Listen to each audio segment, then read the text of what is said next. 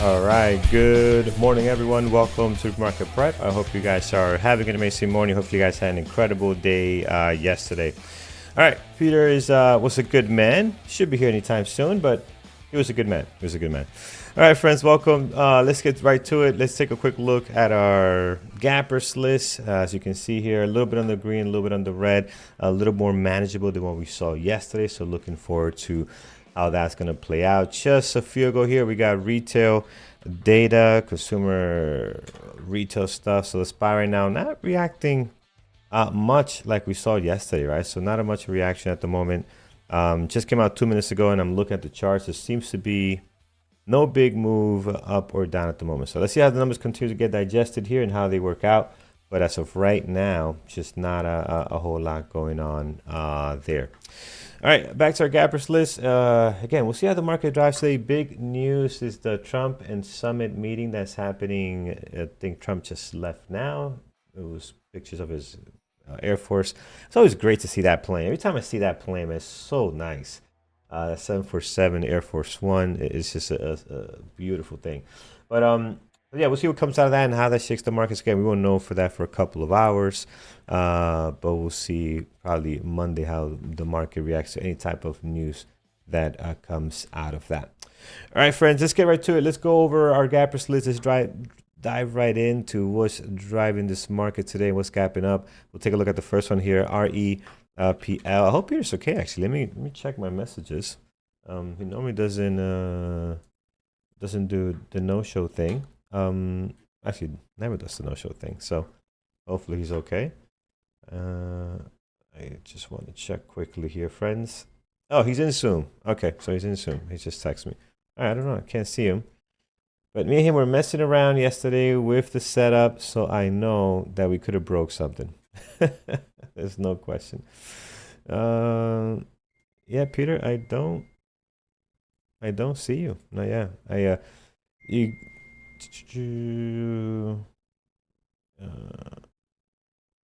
oh, Peter, you changed your name to, you're logging in as Carlos Moreta somehow because you're using my login. So you're not coming in as Peter. That's why. There you are. There's Peter. It's all good. You're coming in under mine here. That is no problem. Yeah, that's what it is. You're not coming in as Peter anymore. You're coming in as Carlos. But we see you. We could probably hear you. Hello. Yep, we could. All right, That's awesome. why. I see. Yeah, Zoom defaulted to your account. I didn't that's realize right. that. Yeah, me and Peter spent some quality time last night. That's my last day today. He's getting ready to take over on Monday, and yeah, things are looking good so far. Peter, take us through U.S. economic calendar. I know we had data just came out. We kind of saw no reaction from the market at all, but there's some other stuff happening later today. Yeah, actually, it's a pretty busy day. We got a whole lot of stuff that's happening today. And I didn't have enough room to put it all in here. So this morning we'll start with the U.S. retail sales came out a little weaker than anticipated, but not by much, 0.5% versus 0.6 in the month of July. The import price index showed that import prices are higher. Interestingly, the way that normally analysts assess that is that considered a good thing. That means that importers are getting more money. But it does mean the goods to the American public are higher, which once again probably means that Powell is saying, I told you so. But it's not. I mean, we're talking about 0.4 versus 0.1. So that's an increase, but not like, deathly terrible. We also had the New York State Empire Manufacturing Index, which was significantly higher, is expected to contract by 1.2. So negative 1.2 came out at 11.9. That's a big change. Look, all these indicators basically are sort of on the same track that we're seeing inflation in prices, but buying is still high. So a lot of buying happening, and it doesn't seem to have affected retail or purchasing. So I guess that's good for the economy. The economy is still churning along. Later this morning, we do have the industrial production, capacity utilization, business inventories, consumer goods, like a whole bunch of stuff is coming out. All of it, Carlos, probably is not going to move the market all that much. What might be most interesting is going to happen late in the day. You mentioned about Air Force One leaving the ground, heading off to Alaska to the base up there so that they can have the luncheon, basically, the meet and greet between President Trump and President Putin. And they're going to have lunch afterwards, apparently. So it's just going to be the two of them and some translators, and who knows how that's going to go. But that should be interesting. It's impossible to say what impact that will have on the market, if anything, because it's a closed door meeting. We're not likely to hear anything from an outcome perspective until until after the markets close. So the market should be closed for the week by the time we hear anything. That being said, there's probably an opportunity for comments. Usually they like to give those comments when they hit the tarmac, when they get off their respective planes before the meeting.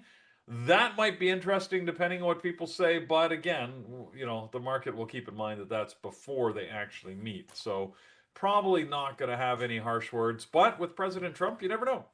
Apparently there's been some activity out of Russia, so it could be that that's concerned President Trump. So Putin's usually pretty quiet he's not a big one talking to the media. So we'll see what happens. I don't know what to expect, but again, that's late in the afternoon on a Friday when normally it's pretty quiet, right? So I'm just thinking maybe there'll be some fun. But anyways, keep an eye on the markets around 9:15 and 10, just in case the economic data has an impact. But Carlos, like you said, the stuff from early this morning was probably the biggest of the economic data events, and the market really didn't do much with that. So Yeah, pretty almost no reaction really, so pretty quiet. All right, guys, let's dive into our gappers list brought to you by tradingterminal.com. You can always check out this list there and other tools available for you, retail traders. All right, let's take a look here. REPL is the first one on deck this morning, and as we're looking at here, it is up 13%, 571,000 shares traded. So it's got a little bit of volume, but it doesn't look good at all. The float on this one is not a low float, 63 million. I don't like the pre-market on it. I don't like the daily, so there's not a whole lot to go on here. Won't be on my list, Peter. I'm not sure if any news on it worth mentioning. Well, did you out there lose money on Replimune Group in your investment portfolio? If you did, Levi and Korzynski, the law firm of Levi and Korzynski, urges you to reach out before September 22nd. You can join their class action lawsuit. Not sure why the stock's going up, but this is like these class action lawsuits are out there all the time for disgruntled investors. There's always ambulance chasing law firms, apparently, like Levi and Korzynski. You know where I live. You can come find me and sue me for that statement. Yeah, it's that's the only news I really see on this. They're trying to chase some easy bucks. Yep. So again, nothing to see there, friends. Let's go over to the next one on here is going to be, there it is, UNH. UNH doing some stuff this morning. So here, high flying has given some back since the high of the session. As you can see here, all the way at 307 down to 298 now, but still up 10%, Peter. So this thing, 3.2 million shares traded, seeing some action this morning. I mean, we normally don't trade this one, but maybe today with the type of volume we're getting could be something we have on deck. What's your thoughts? Well, you know what? Warren Buffett may be 146 years old, but I lie. He's only 94. He still can move markets. It was announced that he and, of course, Berkshire Hathaway have taken a $1.6 billion stake over the last little while in United Healthcare, and that seems to be what's pushing it higher this morning. All right, always great news from the. It's awesome, man. It's awesome. Yeah, it's great. 94 still got his, all his wits to him. McDonald's every morning for his. Goes to McDonald's, It's this thing. Anyway. Don't screw up that McDonald's. Warren Buffett showing up to McDonald's and you messed that order up.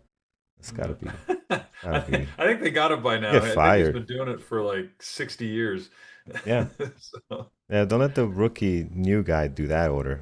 Make sure it's your manager or something. All right, let's take a look here. UNH, what do we think, Peter? You adding it to the list? I think it might be worth secondary maybe. Again, normally not a great Uh, trader, but maybe it's got some no. volume. Yeah, it's not always a great trader. It's tough to say. Like it is gapping higher, but it's been moving down for the last hour and a half. So tough to say which way this is going to go. Not one of my favorites, but I'll keep it on the secondary just to keep an eye on it to see what it does for now. Yeah, I think a secondary would be good, and just to keep an eye on how things shape out here. All right, let's continue. From our gappers list, up next is Joby. Joby is also gapping up today, and if we can look at it here, it is up a nice 9.7, 3.1 million shares traded. I mean, this thing can move, man. It can move. It's looking good today. We have not really traded it, Peter, like as actual day trades. We love talking about it. We love the technology. It'll be great to see us in the future. Well, today looks good. What's your thoughts? Maybe if the continuation happens with the volume, I think it'll be great. Yeah, well, the Joby's one of my favorites. Just to talk about, not really to trade because I haven't traded it. But they do have some news. They achieved their very first piloted eVTOL. So this is electric vertical takeoff vehicle flight between two public airports. So they were allowed to fly over, people and ground. And anyways, they've successfully flown between two airports. It was a 12-minute flight over 10 nautical miles, including 5 minutes in a hold pattern. So Nice. there you go. So there it was. There you see. Oh, look at that. Is that a picture of where they went from and to? No, that's No, I think just that's there. just kind of what they're looking No, to do. no. That's This is what they're, because this is in yeah. California. They flew between Marina and Monterey, California, and the flight was just a demonstration that they could do it without people dying. Yeah, So yeah. And this is the one I seen. This is New York here. This is one I seen in New York and Newark. Again, pretty cool. It looks pretty. I was very far when I saw it, but it looks pretty nice. Yeah, we'll see. And remember, they had to deal with Toyota a couple of weeks back as well. So a lot happening for they them. did. Peter, you gonna have these guys on your list? Mm, no. Probably not. I don't know. They got good volume this morning, though. You know what? Again, it goes on the secondary. Probably first to be bumped if we get better options. Yeah, yeah, awesome. Leonardo, a good buddy of us on YouTube, is asking, "Am I going on vacation or am I leaving BBT?" Well, I can't leave you No, guys he's not. because no, I'm not leaving It's yet. vacation. My my OnlyFans Wait your time. my OnlyFans has not blown up yet. Once I go viral, then I will definitely be leaving trading and BBT. But the OnlyFans still is struggling a little bit, so I'll be here. All right, let's go back to our gappers list. TIGR, my friends. Gotta sell your TIG. socks. Yeah, I gotta sell my socks and maybe get my feet polished. I gotta do something. TIGR here. It is up 5.4, 471,000 shares traded. Normally not a great trading ticker. Again, we know about it very well, but again, I never have it on the list, Peter. I don't see today putting it on the list either. Yeah, no, it doesn't look that great. I don't see any, big news that I like either. So, um, yeah, don't like it. Yeah, we'll move on. All right. What else? Nothing coming off this gap is. Oh, here's Intel. Intel. I saw some news, but the government getting involved and helping them out. What's going on with Intel, man? But it looks like yesterday had a great day. It had a nice little pop here, 22 to 24.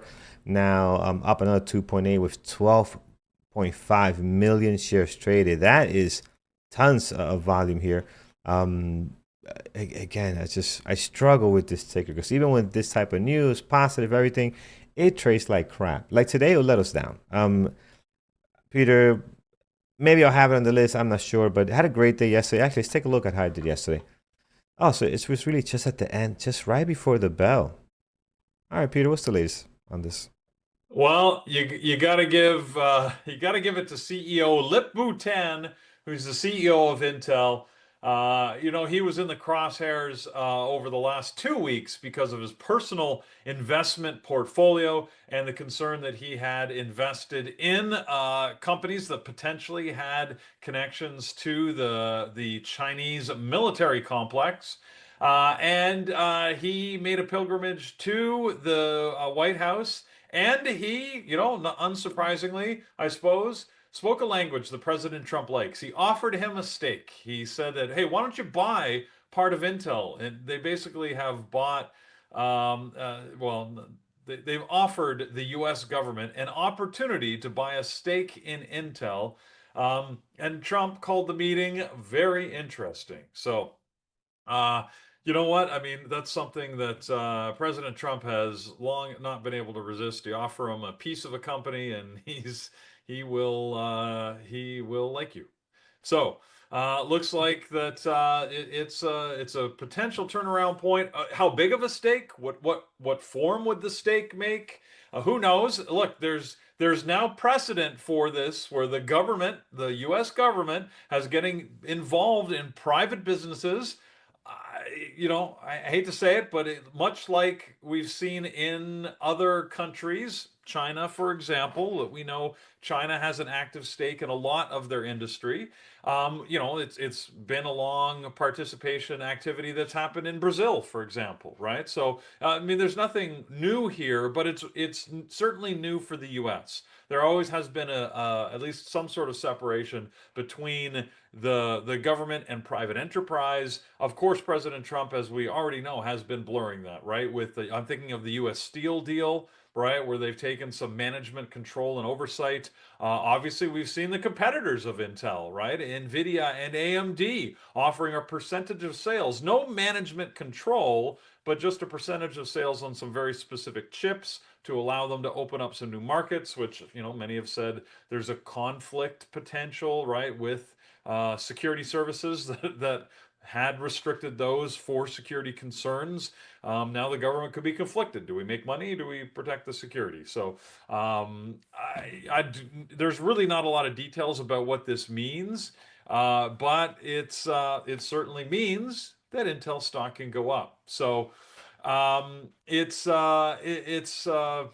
look, there's so many comments you can make, whether you like this or hate this, whether you're and I'm trying to be very apolitical about this, meaning non-political, but it just, that's what happened. Intel stock is going up. Love it or hate it, it seems to be giving this specific stock a boost on lots of volume. 13 million shares traded so far today, and we can see the rise yesterday on sort of that news towards the end of the day, right before the close, and then of course continuing this morning. So Intel is in place. Still not my favorite semiconductor to trade, right? Even with this news today, I am definitely going to be watching it, but I'm not sure whether I would trade it. I'll have to see some very compelling price action for me to be jumping into this.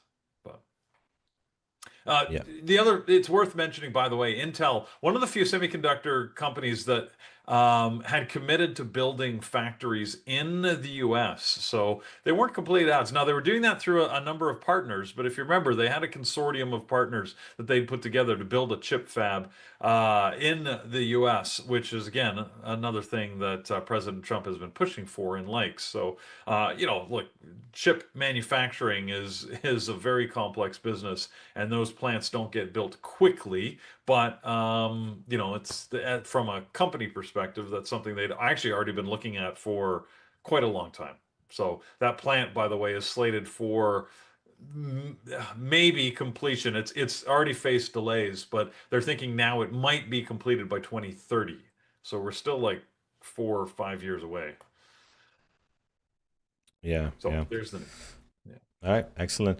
I don't know what to think about this one. I'm going to put it on a secondary just to see how the chips fall, and we'll always can come back, change it, remove it, or move it higher. We'll see. Just Intel lets me down way too much. So INTC, we'll put it on here, and we'll see where it's going. The chip company that I will be watching today, though, is probably going to be my, front and center. It's just AMD.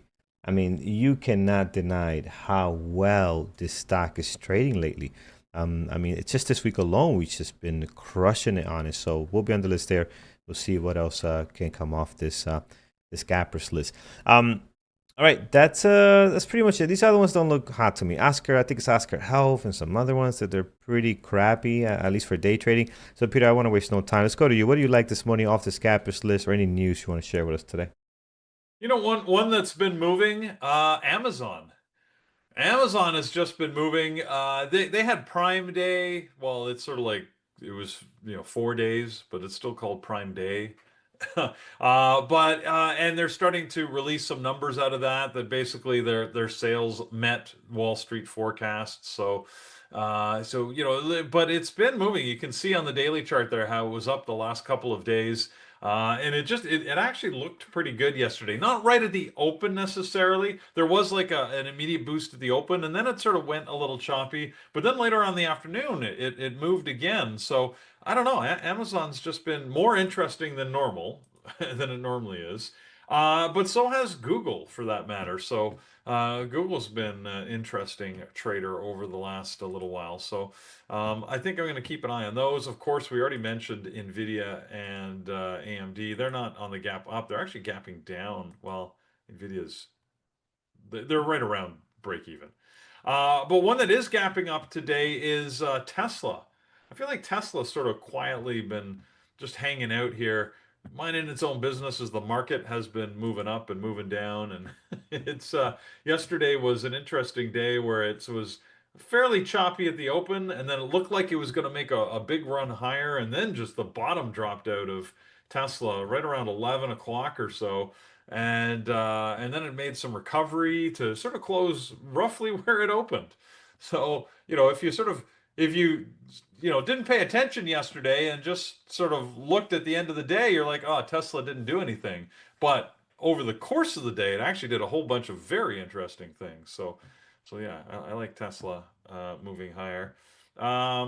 What else? UNH, we already talked about. Yeah, that was it for the gap up, Carlos, that I wanted to mention. All right, awesome, man. Let's take a look at the gap down this morning. Starting with AMAT is AMAT is Applied Materials. Wow, little redness in the morning today. See, down 13%, 1.9 million shares traded. So definitely sliding here. The issue with this stock for me is it doesn't get great volume, right? So look at the daily here. See how light the volume is, and it's typically like that even when it gets news, even when it gaps down. You just don't get this explosive volume. But today, the gap down looks pretty significant, and the volume is coming in already. 1.9 million shares traded, which is almost close to a quarter of what they do the entire day already in the pre-market. What news is driving this down? I don't think we're at the point to fire somebody yet, but what's driving this down here? Yeah, they and another semiconductor company, ASML, which is one that we don't typically trade, but I keep on my list here. They both announced lowered guidance forecasts, largely because of the Chinese demand being down quite significantly. So they said the trade issues and tariffs have had China restricting their purchases of North chips from North American or actually global chip companies, because ASML is Dutch, I think. But Applied Materials is an American company. But yeah, they lowered their guidance, and that's why it's gapping down. But they lowered it because, I said, of these the lowered Chinese sales primarily. Jim, my good buddy Jim, is catching everything. I didn't even mean to say that. I said that let's see how the chips falls on Intel, and I did not think Yeah, a chip company. That's pretty good. I was gonna let you go on that one, It but slipped right over that my was head, man. That was good. That was okay. good. All right.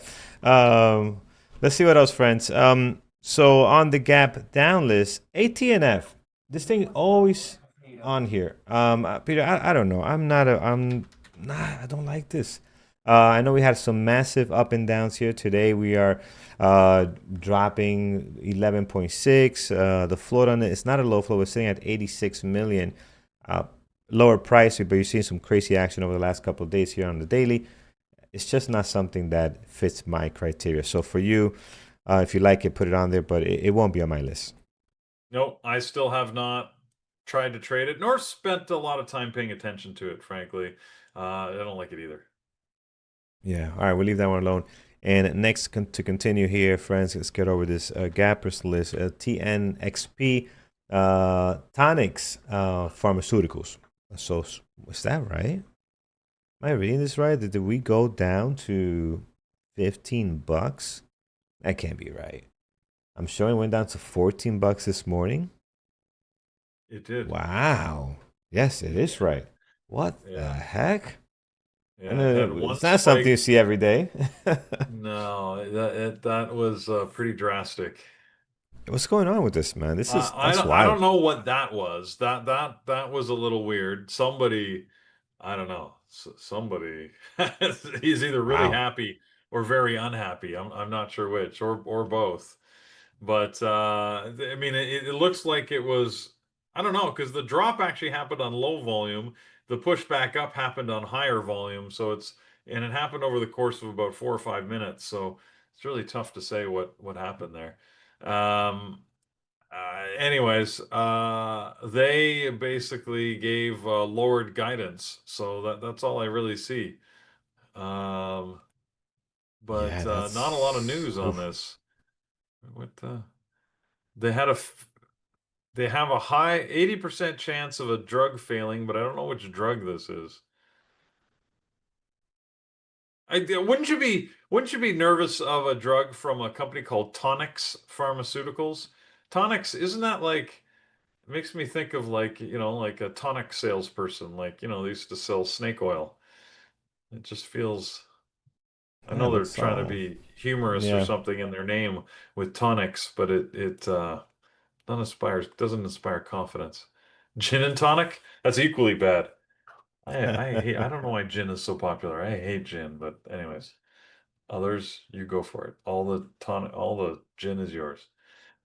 All right. Yeah. Anyways, yeah, it's just a weird move, Carlos. I can't tell you why. The volume is still overall volume is still less than 1 million shares. So despite the fact it's down 10% now, and apparently was down like 60, 70% at for a couple of minutes anyways earlier today, not going anywhere near it. Yeah, yeah, I'm not feeling it at all, friends. Again, it's just so wild. Just a reminder, there are no volatility halts on in the pre-market hours, right? So yes, this can drop from 60 to 15, and it did because usually if it was just a transaction being recorded, it'll be just one line here in the 1 minute. But the fact that this actually took its time to get down here, that means it actually did transact it at 15, and it came back up. So that's just wild.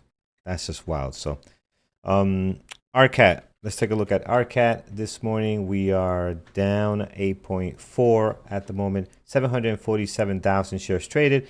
And you can see here a little bit of the pre-market action this morning as well. So I don't know that. Wow, this list is brutal. Pre-market, Peter. Right? I mean, there's nothing here that looks good. This is another one that I don't like at all. So No, don't like that one either. How yeah, about it's just uh how about this one? Coreweave. Maybe you'll like this yeah, one. CRWV. It's on our list. yeah. Core They looks good. so it's been going down for a couple of days, but today is the day. Today is the day when the Class A share lockup is released. And it's weird because it's been going down on anticipation of today, but this is the day. So 80% of all Class A shares, the lockup expires, which means that those Class A shareholders can sell. The question really would be is, of course, how many of them are going to sell? I mean, the stock price is still $94, up from an IPO price of 40. So, and if you were an early adopter of Class A, you might have got in even cheaper if you were on an early offering, right? You could buy at any price you managed to negotiate. So, who knows? It still could be a good deal for people to get out at 94. Now, that being said, are you going to get out at 94 knowing that the stock had the capability of trading at 150, 175, $180? That's what everybody's been debating. What are people going to do? Um, I don't know.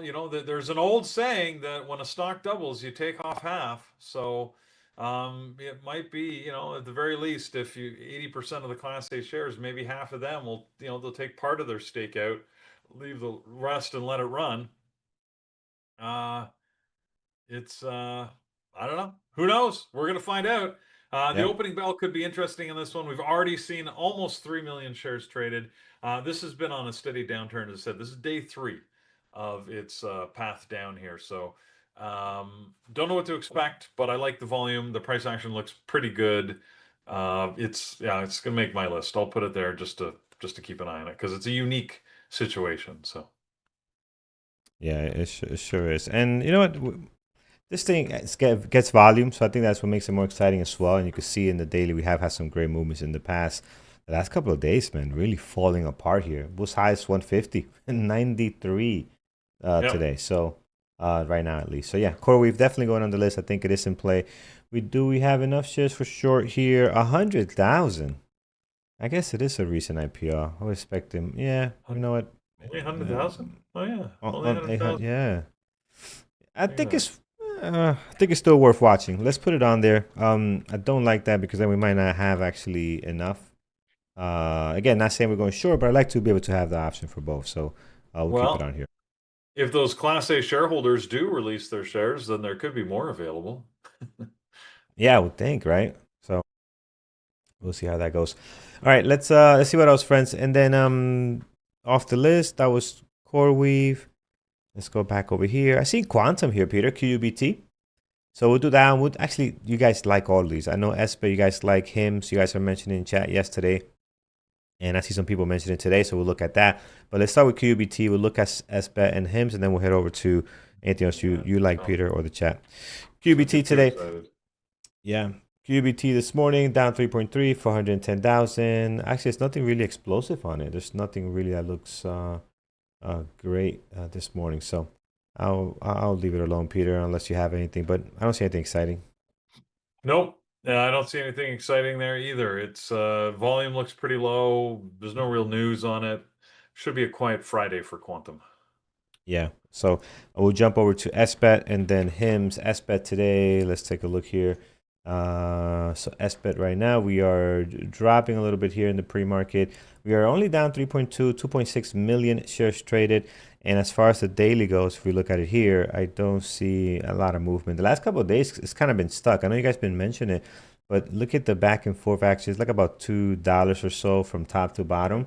So yeah, I don't see anything too hot on this one, Peter. Nope, I agree. And then jump over to HIMS. Last one on deck here. I like this stock. I wish I could trade it more. Why is it not loading? Did I type it right? HIMS. Yeah, Huh, looks like you I typed it did. right. All right, let me close. Oh, that's not good. A little slow Yeah, it is. action loading there. Oh, I'm not Not. getting. Oh no, there it is. Took a Yeah, it took second a to while. It took a snap in, second. but Yeah. So there it is. It's coming up here, and at the moment we're down 2.2, 743,000 shares traded. I don't see anything awesome on it, guys. So I don't uh, know. Look, there is some news that came out this morning. Bloomberg published some details about the FTC, so the Federal Trade Commission, and their probe into HIM's business practices.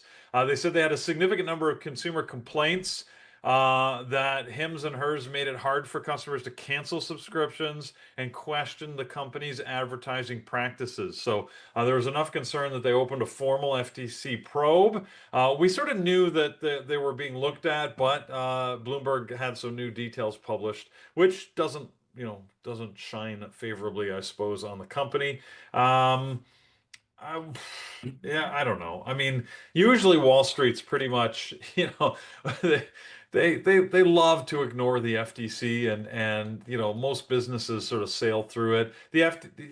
I feel bad for anybody that works at the FTC, even if you find a company of any ilk in gross malfeasance. The worst you can usually do is you just slap a fine on them, and it's $100,000, it's $1 million fine, and the company's like, yeah, whatever. Here, I'll just write you a check. Go away, right? So Yeah, yeah, it's yeah. yeah. That's the way they do it. All right, that's all I have off the gappers list. Again, not much coming off this list for our list. I got AMD, CoreWeave, UNH, and Intel. Those last two on the secondary list. Peter, anything else before we go to our chat on what do you like this morning? One that was on our list yesterday and seems to be on the gap down list today is Wolf. People were looking at TerraWolf yesterday. Had great Yep. volume yesterday. It just like, I don't know what happened. It just like, 289 million shares yesterday. Like it was trading a lot. It had a decent move higher. It's got good, already 4 million shares traded so far this morning. I mean, pre-market looks okay, but not exceptional. I don't know. I just noticed it there on the list and remembered that it was active yesterday. So if you like it, it might be of interest. It looks okay, but not great. I might put it here, like you said. It's a pretty quiet day. We don't have a lot to watch, so I've got some Yeah. room.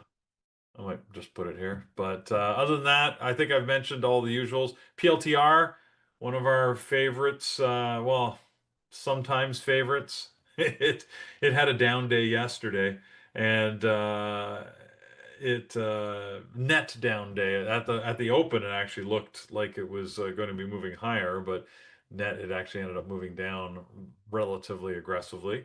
So that's gapping down again this morning. Um, I think I've mentioned everything else that I was keeping an eye on. Yeah, and PLTR today, I mean, it doesn't seem to have as much volume as we normally see, only 810,000, so pretty quiet as far as pre-market activity. All right, friends, so not a lot happening here. I'm probably going to add Tesla too, Tesla and some other ones on deck. You mentioned Amazon, Peter. Are you going to have that one on your list today as well? I mean, I I mean, you always always have watch it on a Amazon, right? screen.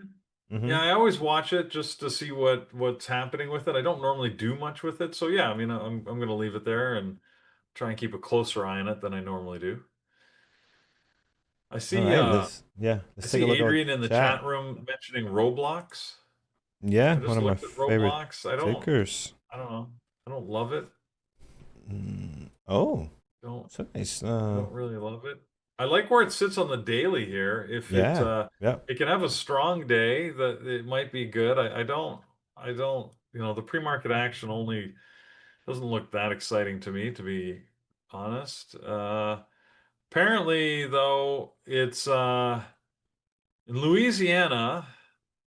The Attorney General of Louisiana, Liz Murrill, filed a lawsuit against Roblox, alleging it facilitates child sexual exploitation and lacks adequate safety measures. So that's never good for a company when the Attorney General of now this is just one state, admittedly, but still, it's a important thing, I guess. Anyways, more specifically, they claim that Roblox facilitates the distribution of child sexual abuse material and knowingly and intentionally fails to implement basic safety controls to protect child users from predators. So that is the stock I would suggest is doing surprisingly well considering the strength of those allegations. Being said, it is down 8%. Um, yeah, maybe that's worth keeping an eye on here. Yeah, I like it. I like the daily. I like the pre-market. Again, it's not blockbuster like what we're used to seeing, Peter, but this thing, man, if it gets the volume, it can trade well. So hopefully at the market open, we can get something going here. I'm gonna add this over to our list. Roblox, we'll put it on deck as well. All right, let's see what friends. What else you guys have on deck? RBLX. Let's add it right over here. Perfect. RBOX, let's see what else you guys have. So thank you, Agent, for that one. Steve, the good gap, volume, flow, and ATR. Yeah, Steve, I do like Roblox today. I like it. I'm going to put it on there. Again, it needs volume, though. I agree with Peter. We need to get some good volume into the market open here. Open, breaking out. Oh, Open was the one that we had this nice breakout in the last couple of days. If you guys remember this, here it is. This was a few days ago. And today seems to want to do some stuff. So right now, 42 million shares traded. Okay. Wow. I don't know where that is. Well, this one candle here was 7 million alone. I don't see where the 42 million is. But clearly, this thing has got some action going on today. So I'm going to add it here. What's the float on this one? Remind me, guys. I'm going to put it on my secondary list. I think the flow is pretty risky. So we got to be careful. No, it's well 641 million. Big Oh, float. no, never mind. That's pretty good. Lauren, is that's the news? The CEO is stepping down. That's gotta hurt. You stepping down. The company's doing this. It's not good. Yeah. Um, so much for his ego. He's got to go to a Coldplay concert and just spice things up a little bit. But yeah, I like it. I like it. Gonna be in play today. I'm gonna put it secondary because you got to be very careful with the your sizing on this. So very careful with that. All right, let's take a look. Open is good. Roblox is good. Let's see over in our YouTube chat. YouTube friends, what you guys got going on this morning? Andrew D, we did go over Joby. We love the technology. Today, yeah, they do have a nice pop today. How well is it going to continue? I'm not sure. I'll tell you this, though. We have the space to watch it. If you look at our watch list, we don't have anything that's, massive today. So I'm going to add Joby to the secondary list there, and we'll see where that goes. But again, typically at the market open, we don't get a whole lot of movement out of this. Although they're getting great news and a lot of positive news and new trials starting and with their flights, at least test flights. So we'll see if that means anything for today. Peter Chang, welcome to Lambos and Garbage Trucks, my friend. I appreciate you joining the YouTube family there. So thank you for that. Welcome. Yes. Welcome. And you know what you need to do, Carlos? Yeah. You need to add the link for our charity. Children's cancer. Yes, let's do that. Which you guys did awesome yesterday. We went to 1,600, right? I think so. That was pretty cool. I appreciate you guys that. So doing that. So we'll add for those in the chat room, we talk about it with everybody on YouTube, but it's worth a visit if you're willing to contribute. 100% of all proceeds go to help children's cancer, fighting children's cancer. So it's just a charitable endeavor that we've added to our YouTube link since YouTube provides that facility, and they don't take any fees. All of the money that you donate goes right to the charity. So we set a goal. Carlos set this up with a goal. We need to add it to our YouTube link every morning. So if you're willing to contribute, then jump over there, and we'd greatly appreciate it. So just mention it. And as we speak, I'm doing it right Pay now. It forward, exactly. Yeah. And I'm doing it right now, so you guys can refresh your stream here, or just go to the bottom and you should be able to see it right on there. Should be able to donate. All right, let's. I think we're set. I mean, anything else that we might need to cover here as far as watch list? Oh, Google. Somebody wanted me to look at Google. Let's take a look here. Google this morning. We'll type it here. Not good. Good is good, but GL is better. There it is. GL. This is I don't see much happening. 351,000. The daily looks great, daily looks good. Possible breakout, all-time highs, right? Is this all-time highs? Oh, Google has not passed all-time highs yet. So if you go back here, the last time in the beginning of the year, look at the drop into April and the comeback, just awesome. But you can see here we're about $3, maybe $4 away from all-time highs on Google. So yeah, daily looks great. I do agree with you. If we get the volume market open, this can move very well. But I find that when the Max 7s are moving, when Google's doing well, look at things like AMD, right? AMD, Tesla, Amazon yesterday can trade much better than Google. Google and Microsoft out of the Max 7s are usually not my favorites for day trading, right? So just keep that in mind. But again, depends on your trade style. Oh, here we go, friends. Matt, thank you so much. $20 donation. I appreciate it. Mr. David, thank you so much, my friend, for the $5 donation. I appreciate it. Every little bit helps. So thank you, guys. And that's how we tackle this, right? We don't tackle this by one or two people giving, $300. We tackle it by everybody doing a little bit. And also, and it's funny. I was thinking about this yesterday. Can we get Andrew to be like, yo, Andrew, just give $3,000? Of course we can. But then what's the fun in that, right? The whole point of this is us doing it together, so we're part of something, so we all contribute. But 3,000 is nothing for a couple of people, right? We could do it together, and it's more meaningful that way than just getting a couple of us to put a couple of $100 and get it done. So thank you, guys. This means a lot. And I appreciate you guys being part of this. All right, friends, let's head over to our community, bearbootraders.com, where you can find so many great things. But right now, we're going to focus on our webinars. If you click on the top webinars here, where's that page coming from? That's the wrong. It's not loading yet. My pages are loading very slow. Very slow, Peter. I don't know what we did. We messed up something. Yeah, you're going to see it now. this thing comes up like super slow. I don't know what we did here. So, yeah, I actually have something else on that screen that's not actually loading. But yeah, let's take people through our webinars. It is Friday, so I am going to scroll down to Friday here, and it's still not loading, huh? Let me try to refresh that. Yeah, we me and Peter were up late yesterday messing around with our browser, and we messed something and I'll hasten up. to say, I am nowhere near ready to take over the show. As I was like Carlos putting some stuff together after you left, I was having fun configuring the Yeah, stream deck, and I realized nice. we still have so much work to do because I don't know what the hell I'm doing. So, yeah, this You'll be could be fine, a man. rough You week. got this. You got We'll this. see You what's got happening. this. Anyways, Another donation, anonymous, $20, Kids Cancer Foundation. Thank you, friends. Really appreciate it. yeah. All right, guys. It's Friday though. It's the last day of this trading week, and we're mid-month, like right smack dab middle of the month here on the 15th. Today, the only event that we have is one that will give people who have signed up for the P Capital Trading Bootcamp sort of sneak peek as to what they're in for, and give them an opportunity to do some prep. It's always good to sort of come into that, hit the ground running, so to speak, and the more you can get ready for it, the better equipped you'll be to take full advantage of the boot camp. So if you've already signed up, you should have the link. Basically, go to pcapitaltrading.com. You go into the dashboard, and you'll have the meeting link there that you can join in. But that's at 11 noon. Sorry, noon today, noon Eastern, with Mike.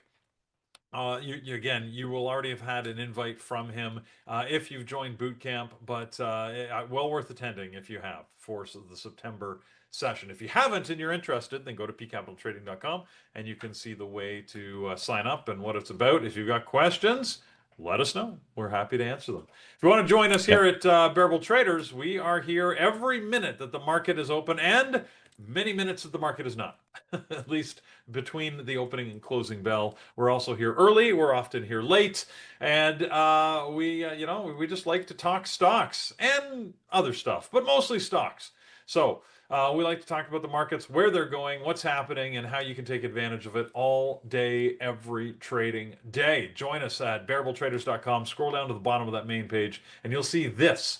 The membership options, including the 50% discounted elite annual membership.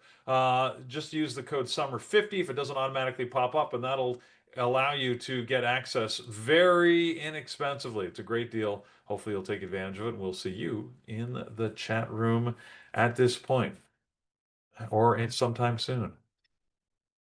Yeah, awesome. All right, friends, let's get to it. Let's get some levels set up here. We'll start with AMD. So AMD, which has been incredible this week. I traded this thing 3 times this week, and 3 times it has delivered. I mean, just awesome. So let's take a look here at AMD this morning. We're not looking so great coming into the pre-market, but we'll see where the volume is. Hopefully the volume comes in when we start getting some movement out of this. All right, as far as levels, it's going to be pretty easy because the last 2 trading days are surrounding the price action. So towards the top here, the high of the pre-market, we're going to set at 182.25. So that's going to be right on there. And the low of the pre-market, I'm going to mark down at the bottom at 180.50. So 180.50 looks good there as far as highs and lows for the pre-market session. And then outside of that, the big picture, as I mentioned before, last 2 trading days doing a pretty good job. Towards the top, your cover. I just want to cover some areas towards the bottom in case we are going to have any kind of weakness leading into today, which, by the way, the daily showing a little bit of weakness, especially with that sell-off yesterday. What an awesome sell-off on AMD. It gave us 2 opportunities, one long and one short. And we'll see what it does today as we are just pretty much flat right now. Another level towards the bottom, just in case, 174.65. Once you do that, you're set on AMD. I got Coreweave here today. Again, not that many shares to short. I love the daily here, pre-market action with 4.1 million. I think this can be very interesting today. 93.16 is the low of the pre-market. The high is going to be over at 102 on the dot, so set that there. Our highs and lows are way up here, so really out of the picture on the last 2 trading days for the most part. So we'll do some manual levels like 107.43. I think that's an excellent place there just in case we do bounce. We do have to get through many things, though. Previous day close, high of the pre-market right now before we get there. As we're looking weak towards the bottom, we do see some areas, not a major level, 87.57. And then right over here, the next one I see also 83.10. So let's see. Coreweave looks very interesting. I really like the way that this pre-market looks right now. So we'll see how things turn out there. All right, last but not least, it's going to be Roblox. And I might add some more as we look at what the rest of our team is watching. But Roblox, I like the daily for sure on this. This nice little breakdown. So let's see where this goes. 114.28 is the low of the pre-market. And you can see a little bit of support happening there. A little bit of resistance around that area as well. Below this, I'm going to mark down 108.09. So great level there. There is a minor area. Like this is a major level. Look at the resistance you're getting there, right? So you definitely want to have that there. That's the 108.09. But right in here, there's another area, 112.16. That also you have a little bit of flirting going on between 3 days. So you definitely want to have that there. 112.16. It's a good spot to have there on Roblox. Again, Roblox, I've seen it trade very well when it gets going. So looking forward to see if we can have that type of day. Right smack in the middle of the highs and lows of the last 2 trading days, of the high of the pre-market actually, you have this great level here. It's a major level off the daily, 119.05.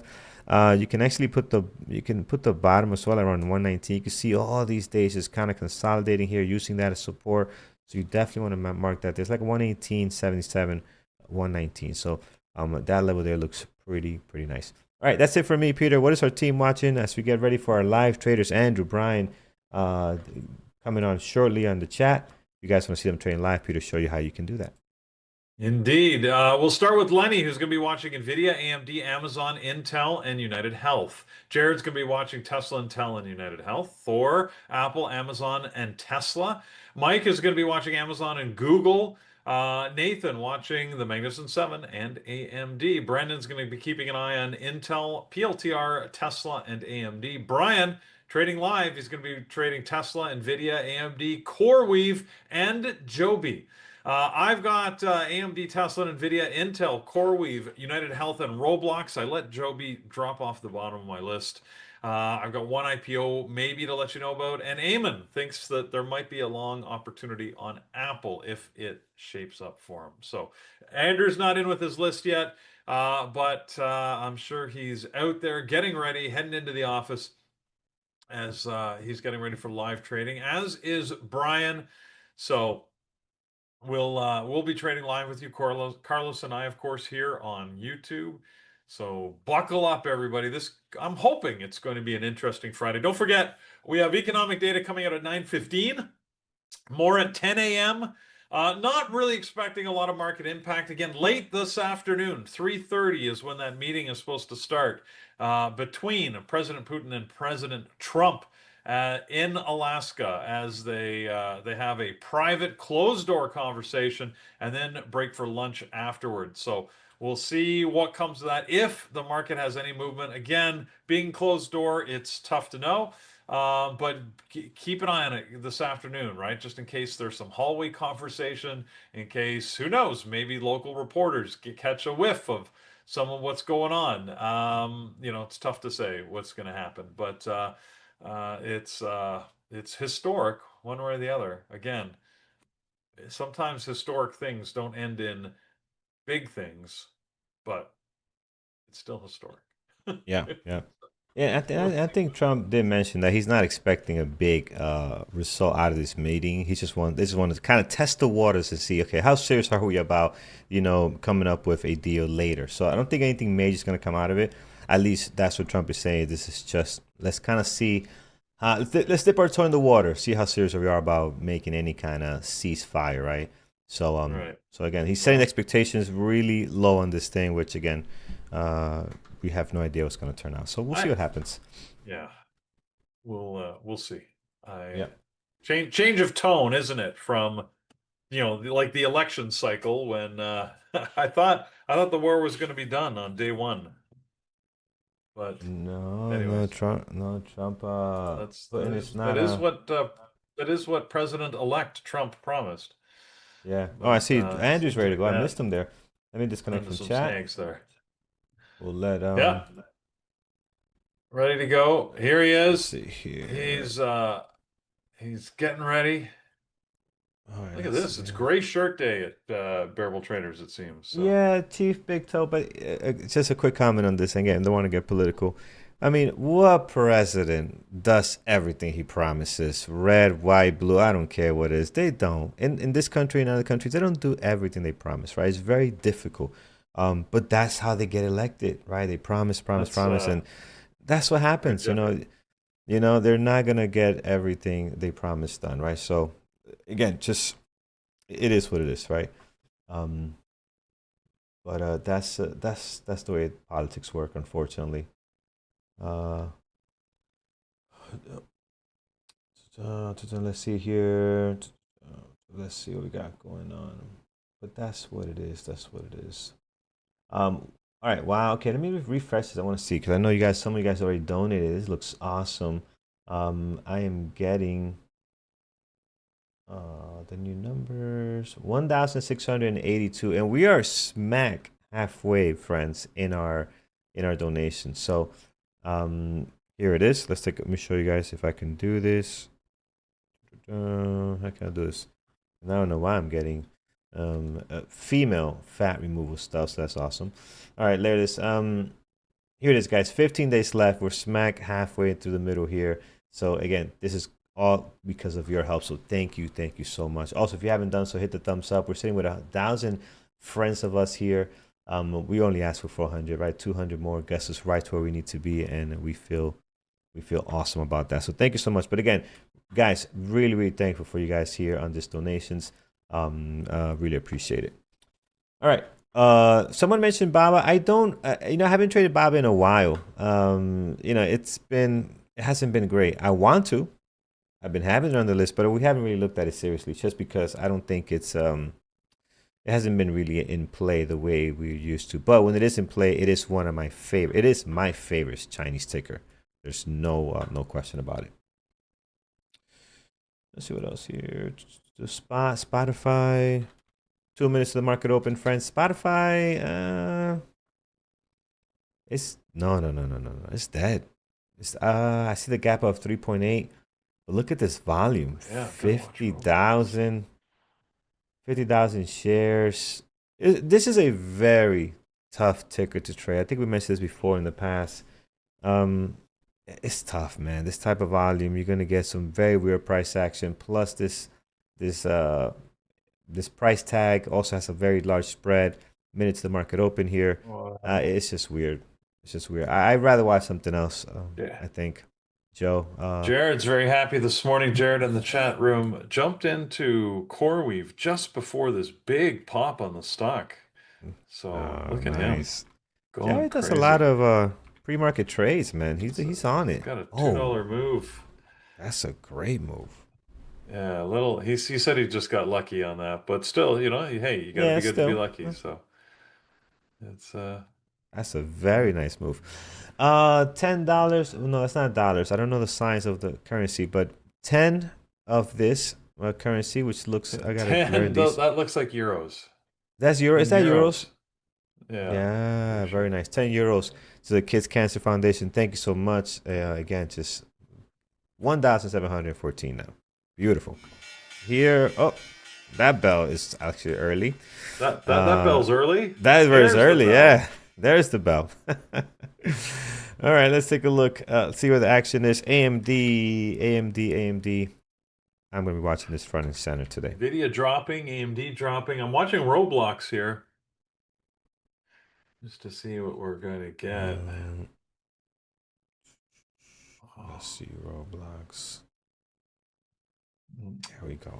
Awesome. Watching Roblox. It is a nicey stock on Roblox, so you've got to gotta wait for the volume.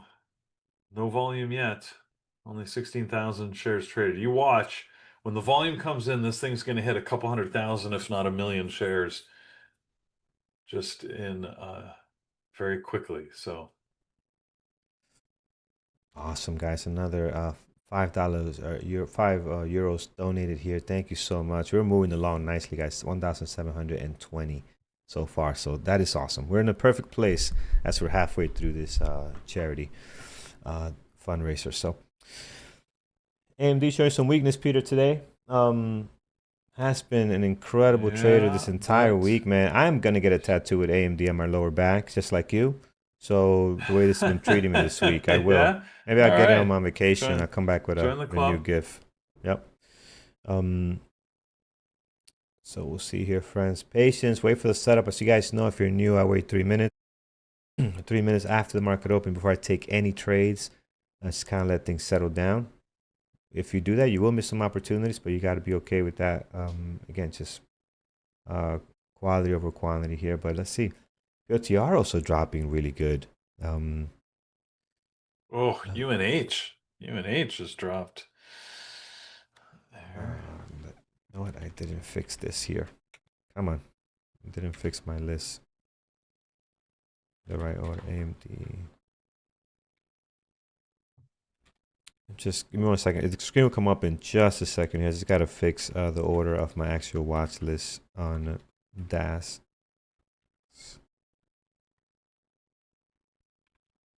UNH, Intel, and got a lot today. There it is. All right, let's go back to it now. Roblox volume now. Yeah, look at that. Typical nicey Yeah, stuff, there's right? First the 2 minutes, nothing, and there's the now we volume got, I told you about. yeah, now we got it going here. Yeah. So very nice.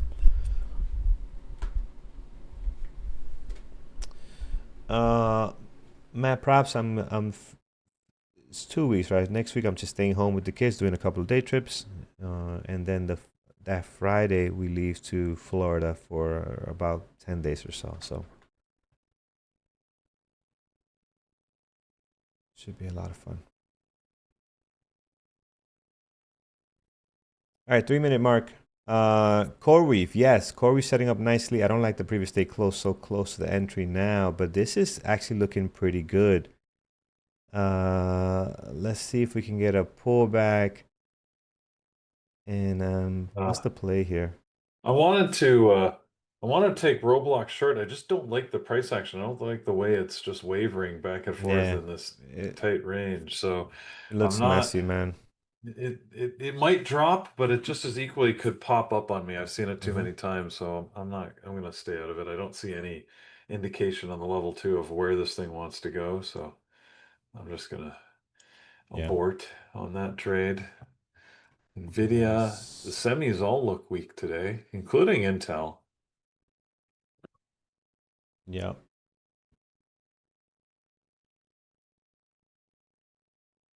Just checking here. Mm-mm-mm. Well, no trades for me, Carlos. This is the first time in a while that I haven't had at least tried something right off the open. Right out of the gates, yeah. Yes, yes, But, yes. that's I feel good about it because that's me sticking to my rules, right? If I don't find the trade, I don't, I'm Mm-hmm. not just jumping into things for the, for no reason. It's only if I see the opportunity, and I did not see it today. So, Yeah. Uh, I like Corey for a possible breakup, but we need to see it move higher here. Right now, it's not looking all that great, so I have to just kind of wait and see. RBLX dropping, UNH coming back to the VF. Roblox a nice drop there, Peter. yeah, I mean, it has gone down a little Hmm? bit, not that much. I'd Mm-hmm. really want to see a multi-dollar move because this thing I know it could pop very quickly. So the spread is going between 20 and 50 cents. So, Yeah. but yeah, nothing for me, nothing yet. Mm-hmm. Whoa. Let's see here. Sad writer. No, I just checked my ex. You could definitely send me a message. I do allow private messages. Listen, if all these people here that are spamming me can message me, you should be able to as well. See, I talked to Ben last. Ben is on here. Yeah, so you should be able to private message me. Sam is on here. Oh, you guys are very active. Joshua hits me up once in a while. Good stuff, guys. Love connecting with you all. So yeah, make sure you have the right account. You should definitely be able to send me something. All right, where's the action? Roblox. What what is these colors in chat? What is what's going on?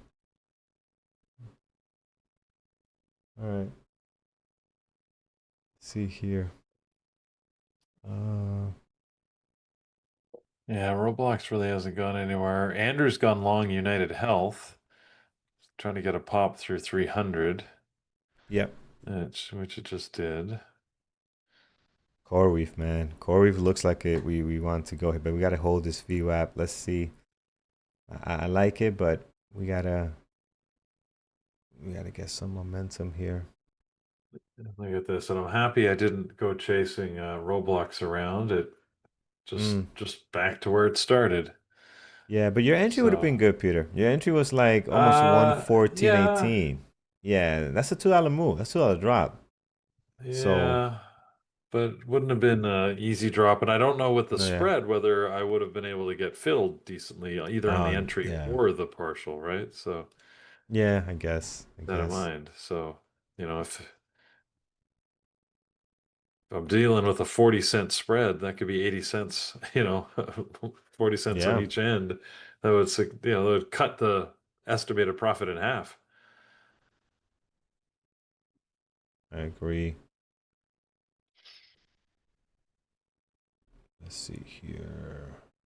AMD, Amazon short. Let's take a look. I thought I was looking at Amazon. I forgot to add it here, friends. Sorry about that. Amazon Amazon. Yeah. AMZN. Uh, let's see. It's coming to the VWAP. I like the extension 234 back to the VWAP here. Let's see how this plays out. It's just, is it me or like price action seems weird? Like everybody's just waiting for something. Yesterday we like had some kind Feels, of direction. It feels yeah. funky today. Feels funky. Maybe that's not the right word, but It feels Friday.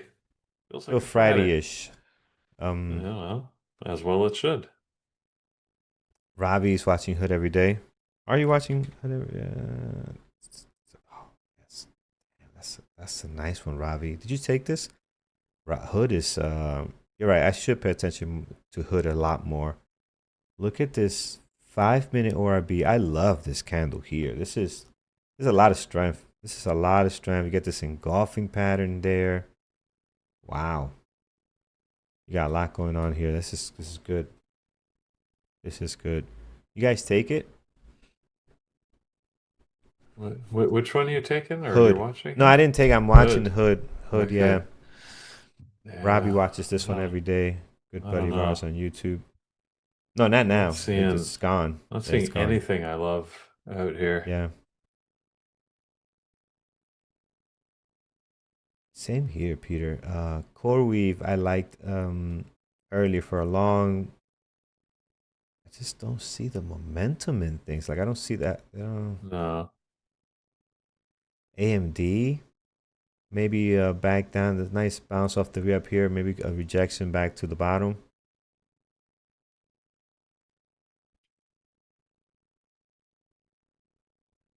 Yeah, Jack. Jack, I see your message is going to be helpful review because you put the fundamental word there. But I agree. His comment was like, I would have taken Hood if I was watching it. Yeah, yeah, I would have. I would have too, man. It looks very clean, and that's part of the challenge. Like you can't watch everything.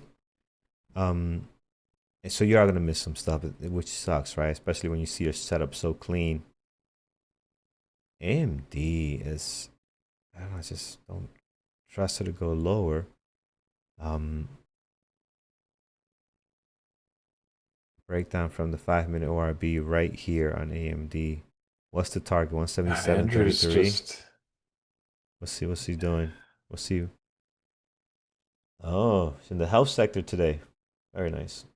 Andrew traded United Health here, and he is Yeah. getting a pop up, but man, you had to have a lot of fortitude to hang on to this as it was. I mean, it did, Yeah. Yeah. it was almost $2 against him. And then, It's just beast. Beast, beast, beast. Um,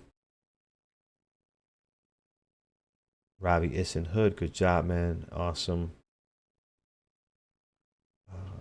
Let's see here. Atlas.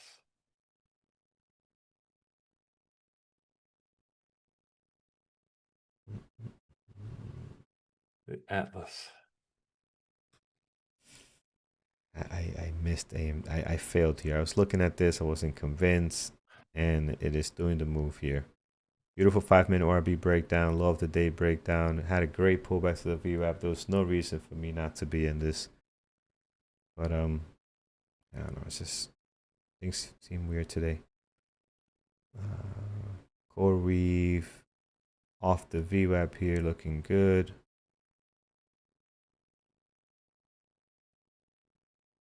Amazon. I'm getting late to everything. Amazon's another one where here's the VWAP breakout that we look for, guys. Breakdown. Here's a breakdown. Here's the pullback. Here's the confirmation candle. And now you're in for at least trying to break the law of the day, and it looks like it's gonna do it. Man, Amazon trading wow, United great Health today. Popped up here. Yeah, Mike, not the best, but I like the setup here on Amazon too, man. I should have jumped on this. Wow, Andrew, UNH. Yep. Holy smokes. Yeah, he got the move. That is again. That is a He can't help but to win. Play. It's just That is winning all the time with Andrew. Like, I mean, I all right, I get it. He wins on AMD, Nvidia, Tesla, and all this NVDL stuff. But on United Health, this stock doesn't even trade well. Like, he's gonna win on this too. Yeah, leave some for the rest of us, buddy. My goodness, this is awesome, bro. It's all Andrew all the time. This is great, man. I love that. I love that. Now, but all jokes aside, this is what a nice pop. You know what? Was it overextended, or this thing's just been strong, right? With Warren Buffett, it's just the news, man. The news. This guy making a move. Awesome. Awesome. All right. See what else we can get here. Amazon, Roblox coming back up off the VWAP. I don't see a lot of momentum in it now, but let's see what it does. Let's see what we get here. Coreweave. You know what? I'm not in sync with the market, Peter. No, I'm not in sync. No, I'm not in sync. The moves are there. I'm just not. I'm not executing. The moves are there. They though? Yeah, no, they are. They are, Peter. I'm telling you. AMD said short here. I didn't take it. Coreweave, I say, hey, possible long. I didn't take it. Amazon. It's just, I'm already on vacation mode, Ben. That's what it is. You know what? It is what it is. You're right, but I missed a lot of good moves I should have taken. These are our strategies, guys. I mean, this is not good. UNH, same thing. Look at the nice breakout, the pullback, the confirmation candle. Hey, somebody get me a drink. I'm ready to just put it in the bag. I noticed I was busy. Like, I was drinking last night as we were talking. You never even mentioned it, so I thought, I guess it's just accepted that I'll have a glass of scotch. Oh, nice. There's nothing wrong with that. No wonder we're moving slower than usual. I was like, why is Peter not finding what I'm telling him? Like, Peter, click the red button. Peter's looking to the tally. I'm kidding. No, it's not noticeable at all. I was kind of tired too, so, didn't notice. Roblox is pushing higher here. Seems to be shaking off this lawsuit.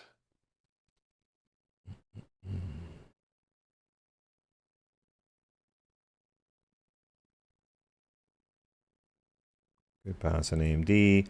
Let's take a look at our secondary stuff. JOBY, open, did nothing great. Intel, tough trader. UNH, might actually get a continuation here. Did Andrew add on UNH? Not sure if he added. Yeah. He did? Okay. Oh, he's still in it, I think. He's trading Intel right now. Nice.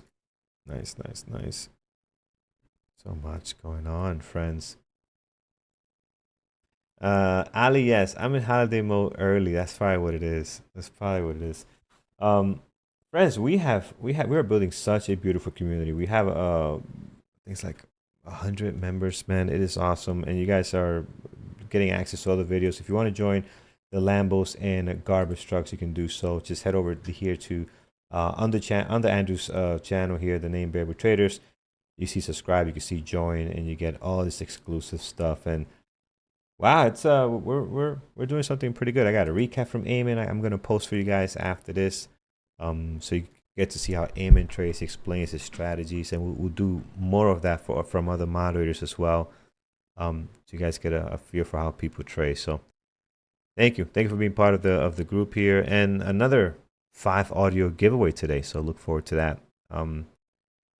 A little bit later when Andrew comes on. Spartacus, welcome, my friend. Welcome. You know, our first member, and our first member joined just without any promotion. He just joined. It was fouled. And I think he's a pilot. I looked at his YouTube channel. He's a pilot, which is nice. But the Well, first member of Lambos and the garbage truck. Apple, So shout out to Apple's him. down, Tesla's down. Looks like everything's down here this morning. Spy, yeah, Spy's dragging things today. Watch PLTR. See what Brett, what's going on there. PLTR. Oh, I remember James WG in the chat room had a great trade on PLTR.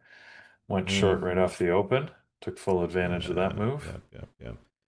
We're getting a sell down here, man. We got to see which stocks got the best risk to reward. Uh, I would love to be part of this sell down that we're getting, but I don't see anything that's great. Look at Coreweave holding the line as things are selling down. Yep. That is strong, man. That is it's nice. It feels like a little bit like the market is saying it might have been overdone on the expectation of selling from those Class A shareholders. Mm. So we'll see. If we can get back up over 100, yesterday it closed at about 99.50. If we can get back over Yeah. 100, Coreweave will be in good shape. Meanwhile, we've got Nvidia breaking down below 180. Yep.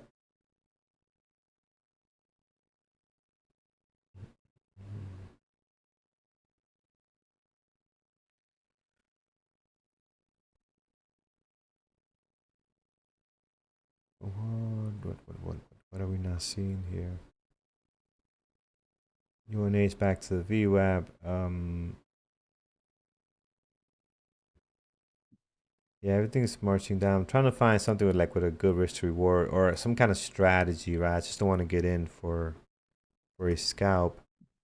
I want to get in for some kind of strategy so we can take advantage, but I don't see nothing great. I like Coreweave. And health is right back down here.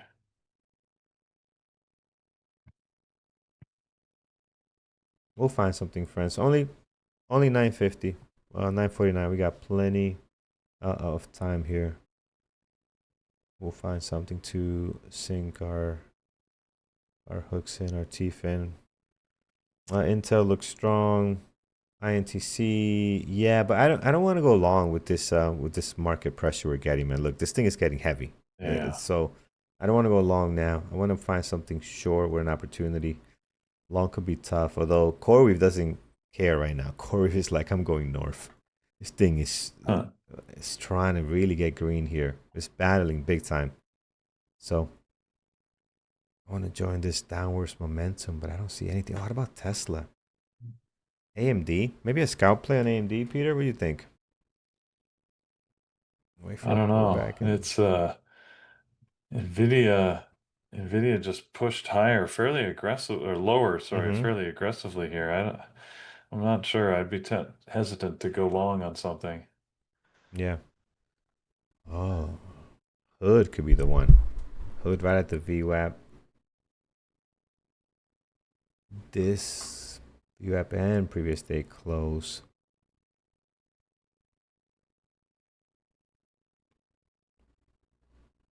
Wow, that's insane. Um, UNH. Yeah, I don't, Carlos, I'm not, I mean, I wish I'd got in Nvidia short, but I didn't. I don't know. The setup wasn't there for me. I wasn't actively watching it. I was too focused on Roblox, unfortunately, but Yeah. obviously Nvidia would have been a good short straight down here this morning. PLTR also would have been a good short.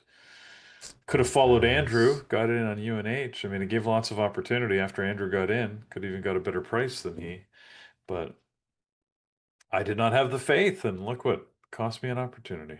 So I'm sitting here with no trades. It's the way it Hmm. goes. Apple, Tesla, both down as well. Yeah. If UNH gives Welcome us to a Friday. pullback, that could be good.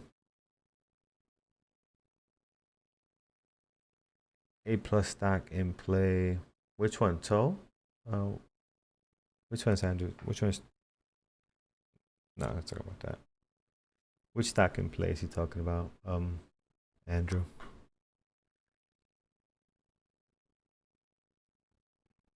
Mm, oh man, things are just continuing. PLTR is continuing. Let's see here. Roblox doesn't have the momentum. Coreweave. It's like you guys go south. I'm gonna go this way. It's a little bit better for me. Yeah, Coreweave Man, has made a good little recovery here. This would have been a decent long, actually. yeah.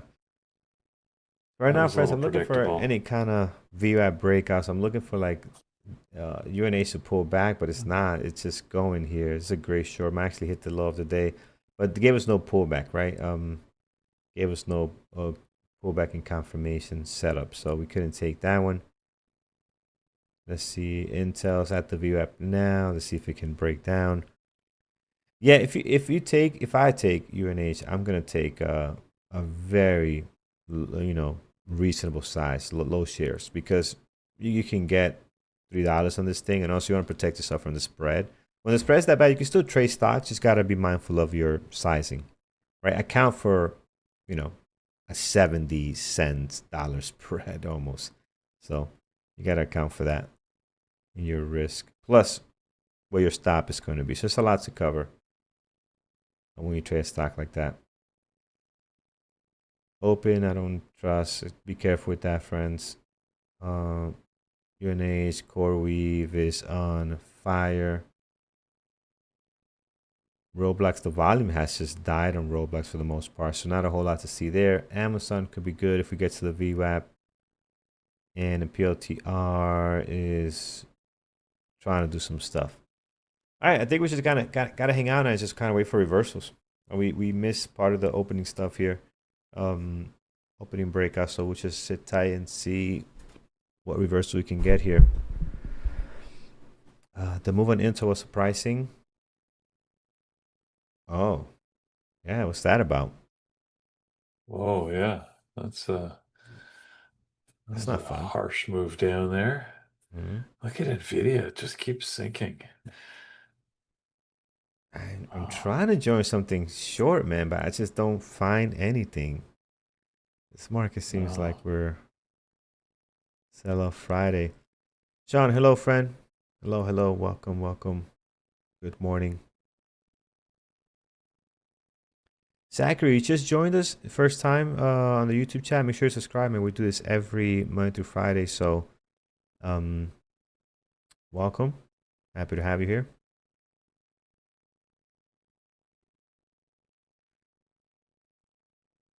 What is Peter thinking about? Peter, what are you thinking about? Is asking Andrew in chat.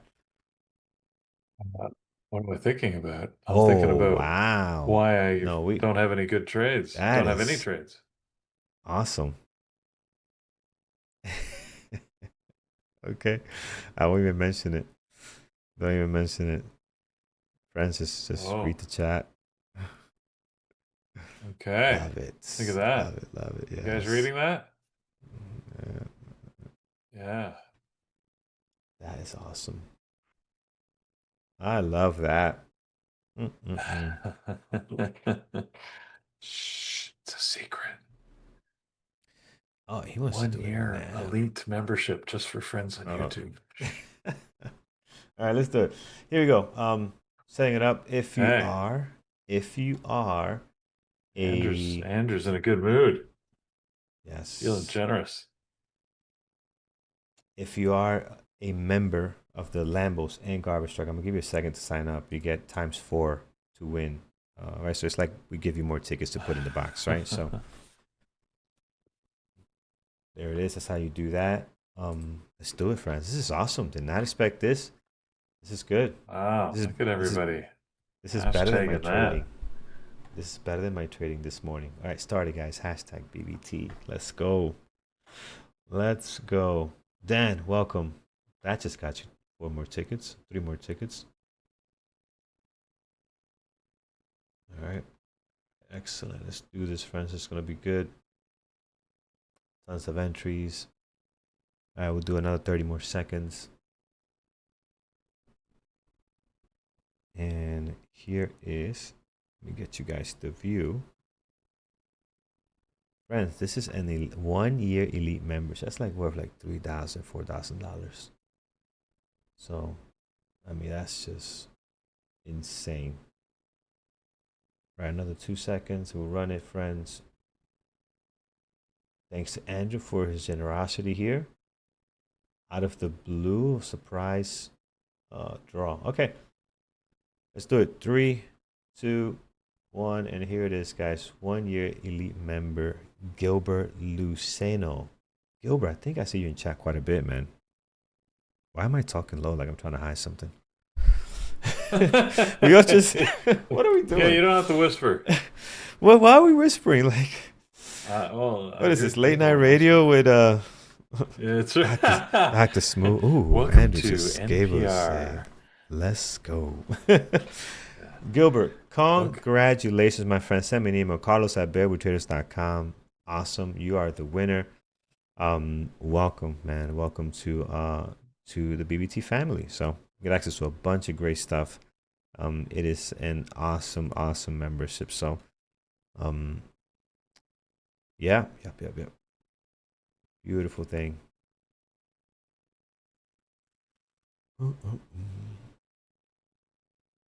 Right. Yeah. Guys, if you got a trade, then you're probably pretty happy. If you're like Carlos and I, you're just sitting watching. And This made me more happy. It's funny. This made me more happy than actually winning money today. This, I was like, oh wow, this is pretty cool. We love giving all stuff right. away, man. This is awesome. And I'm really on vacation mode too. I could feel it. I could feel I could feel it. So it's a thing. All right, AMD above the VWAP. Let's get this VWAP breakout. Let's see if we can join the breakout, the pullback, confirmation candle. If you have not seen that webinar, it is posted on YouTube. I break down those 3 key things. So for the Lambos and Garbage Truck members, head over to our video so you see this entire breakdown. It's like 18-minute video, just breaking this strategy down. Yeah, we did. You missed it? Yes, we did. Andrew Gilbert. Be quiet, guys. No, yeah, we did it. Good job, Andrew. Andrew is keeping people busy over there. That's awesome. Distracting them. Man. Little sleight of hand. Like, hey guys, look over here. Yeah. Look at the shiny thing over here. Oh man. Love it. All right, I am looking at AMD, friends. AMD, the breakout. Let's see if we get the breakout. Get our VWAP strategy here. Peter, nothing, huh? For you, nothing looks good. No. Nothing so far. Yeah. Whoa, another harsh push down here on the markets. Long trades are feeling risky this morning anyways, Carlos. Marcus, did I say Wednesday? No, we said Friday. I don't think anybody said Wednesday. It's 10 o'clock. Carlos, my economic data just came out. That's what pushed the market down there suddenly. Okay. What is it today? Michigan, well, the consumer sentiment was the number that just came out, and it was significantly lower than anticipated. So that was some weakness. So retail inventories, well, actually, retail inventories were down, which is a good thing. That came out. Negative 0.1% versus flat. So that's good. We also have the Atlanta, the Fed GDP now on a day like today. That may be significant, that GDP now number. That comes out at 1 o'clock. And then, of course, like I mentioned, that meeting, the closed door meeting in Alaska between Trump and Putin is happening at 3:30 is when it's scheduled. Now, of course, it may not start on time. They're like, who knows? That event is just, it may have zero market impact. It may have a massive market impact. It's impossible to tell. If I had to guess, I would guess zero market impact. That would be my expectation. But, you got to be ready just in case you're totally wrong on that, because Yeah. Oh, Marcos, I got you. I got you, Marco. Yeah, yeah. Yeah, throwing people off, right? With the giveaway on a day like today. Um, he thought it was Wednesday. All right, AMD. Here's the breakdown. Here's the pull. I'll take that breakout candle. That's good. Here's the pullback. All right. Let's see if we got you something think going on here, that's guys. enough for you, Carlos? I'm gonna try. Hmm. I'm gonna try. Let's see. Let's see. I think the market is pushing higher too. I would prefer, yeah, I agree with you. I would prefer this to be more extended and kind of come back up with that momentum. This is not ideal. We're kind of somewhat consolidating here. So it is not the best setup. Have these worked in the past? Yes, but it's not ideal. But let's see how the next two candles form here. We might not get what we are looking for. Let's take a look.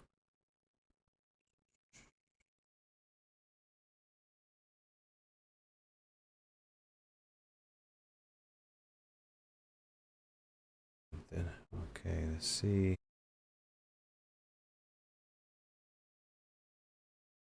Let's see, let's see. Okay. I like this, guys. I'm gonna go long AMD here. Let's see. That is a strategy. I'm gonna do it. So let's see. That's our strategy. Not the greatest as far as the setup here, but this part looks awesome. This part looks pretty good. So let's see if we can get the 179 breakout. I'm looking at the SPY and the Qs to make sure we don't get anything crazy there. If we do, then I'll bail. But let's see if the strategy wants to go. Let's see if we can get the move. Yeah, today's a tough day. It really is a tough day, guys. Unless you were watching a couple of key stocks were very good, but it was not the easiest day.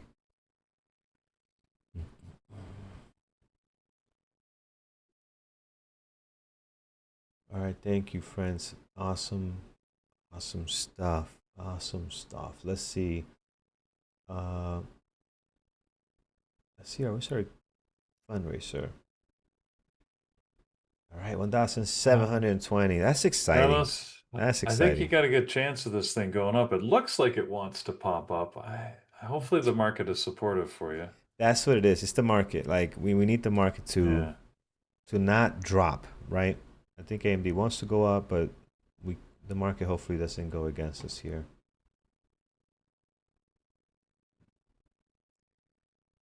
All right, 170. Oh man, okay. This is decent. I want to get to at least 179 for the first partial.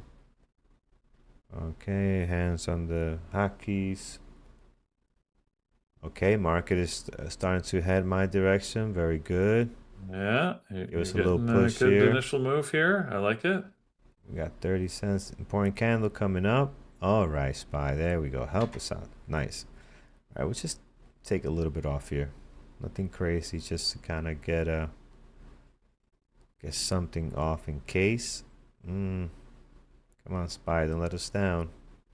Qs. Let's get that 179. Oh, okay. See? Here we go. All right. There you go. 50 cents plus. Let's see if we get $1. Will be awesome. Yeah. Market's not really moving. AMD is kind of doing this on its own here, so that's pretty good. Let's see. AMD.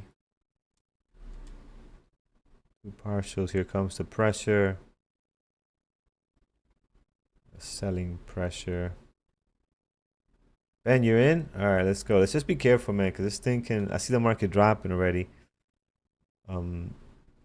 let's be careful on how we manage it, right? It might not be long lived if the market pulls back here. I'm thinking of taking another partial, but uh, the market's gonna mess us up. Come on, AMD. Show me you're stronger. I'll get a tattoo next week of AMD. All right, Ben is in. Let's go, Ben. Me and Ben long in AMD. Let's take a look, see how this turns out. Robbie, you're in AMD since 177.81, but you don't tell nobody, man. How do we ban? How do we block him? How do we block this guy? I'm kidding. Robbie's a good. I only joke with Robbie's a good buddy of ours, man. Awesome, Robbie. Good reversal there. Um, let's see here. Yeah, I don't think we're gonna get the big move. I'm gonna just reading the price action tightly, seeing what we got going on here.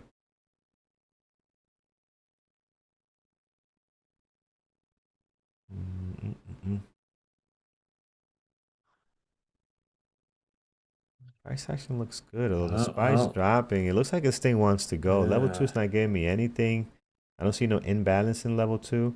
But like you said, AMD is doing this on its own, so it Yeah. might hold here.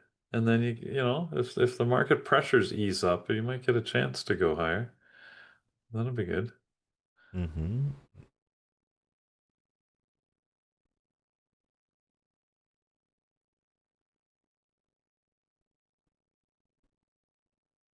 Lisa Sue's face. What is that? I gotta look that. I gotta check. See what that's about, James. I don't know what that is. That's saying.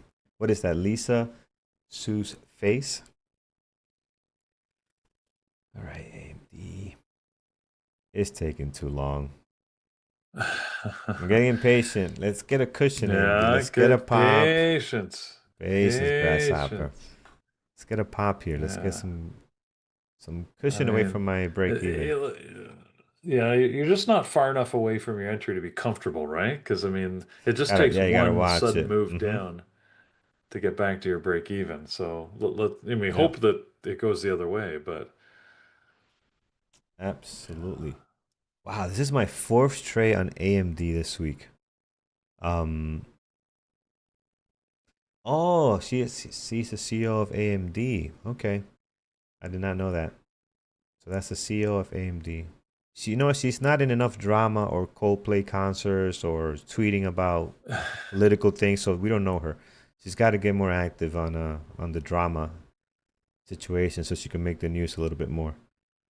But no, that's awesome. Yeah, let's see. AMD's gonna give us just right there.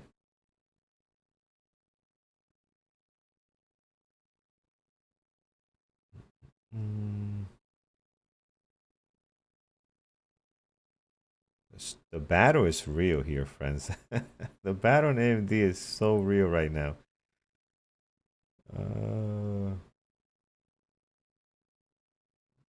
Let's get the VWAP. It's taking too long, I think. Oh, there it is. Spy. Move us. Help us move the chain forward, my friend.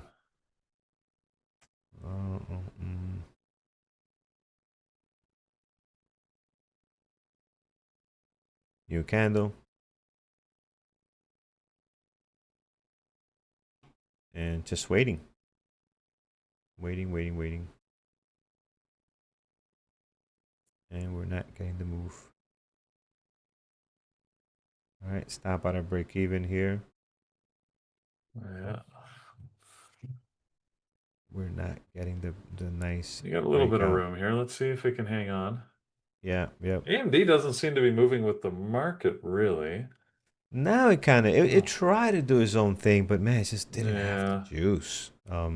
Really did not have the juice. And the market selling down now does not help it at all. We're not selling down, but pulling back some red candles at the moment. Yep. Just pulling back. Yeah. Guys, I don't have any trades here. Not Nothing for you, surprising, Peter, huh? really. Yeah. It's only 10:10, right? Early for me. Yeah. Let's keep in mind it's very early. They just started. Oh, Sam, yes, I will bail at break even. I might even give it. I might give it a little bit of room, but like for example, my stop here was down here, right? So my stop is in this area here. I might give it a little bit of room if I see the price action is asking, hey, give me some space. I'm still gonna be long, but if not, break even is my stop. I know some people, like to wait for their original stop. That's fine. I don't mind getting out and getting back in. Get out, don't give money back, and get back in if it sets up again. Yeah. Um, I'd rather do that than wait and see if it's gonna hit my original stop or not. I'm not doing that. I'm gonna give you back the money I made. No, no, no, no, no, no. We're gonna keep that money. If you come back and show me you're strong, we'll go in again. And that's kind of the way I trade these.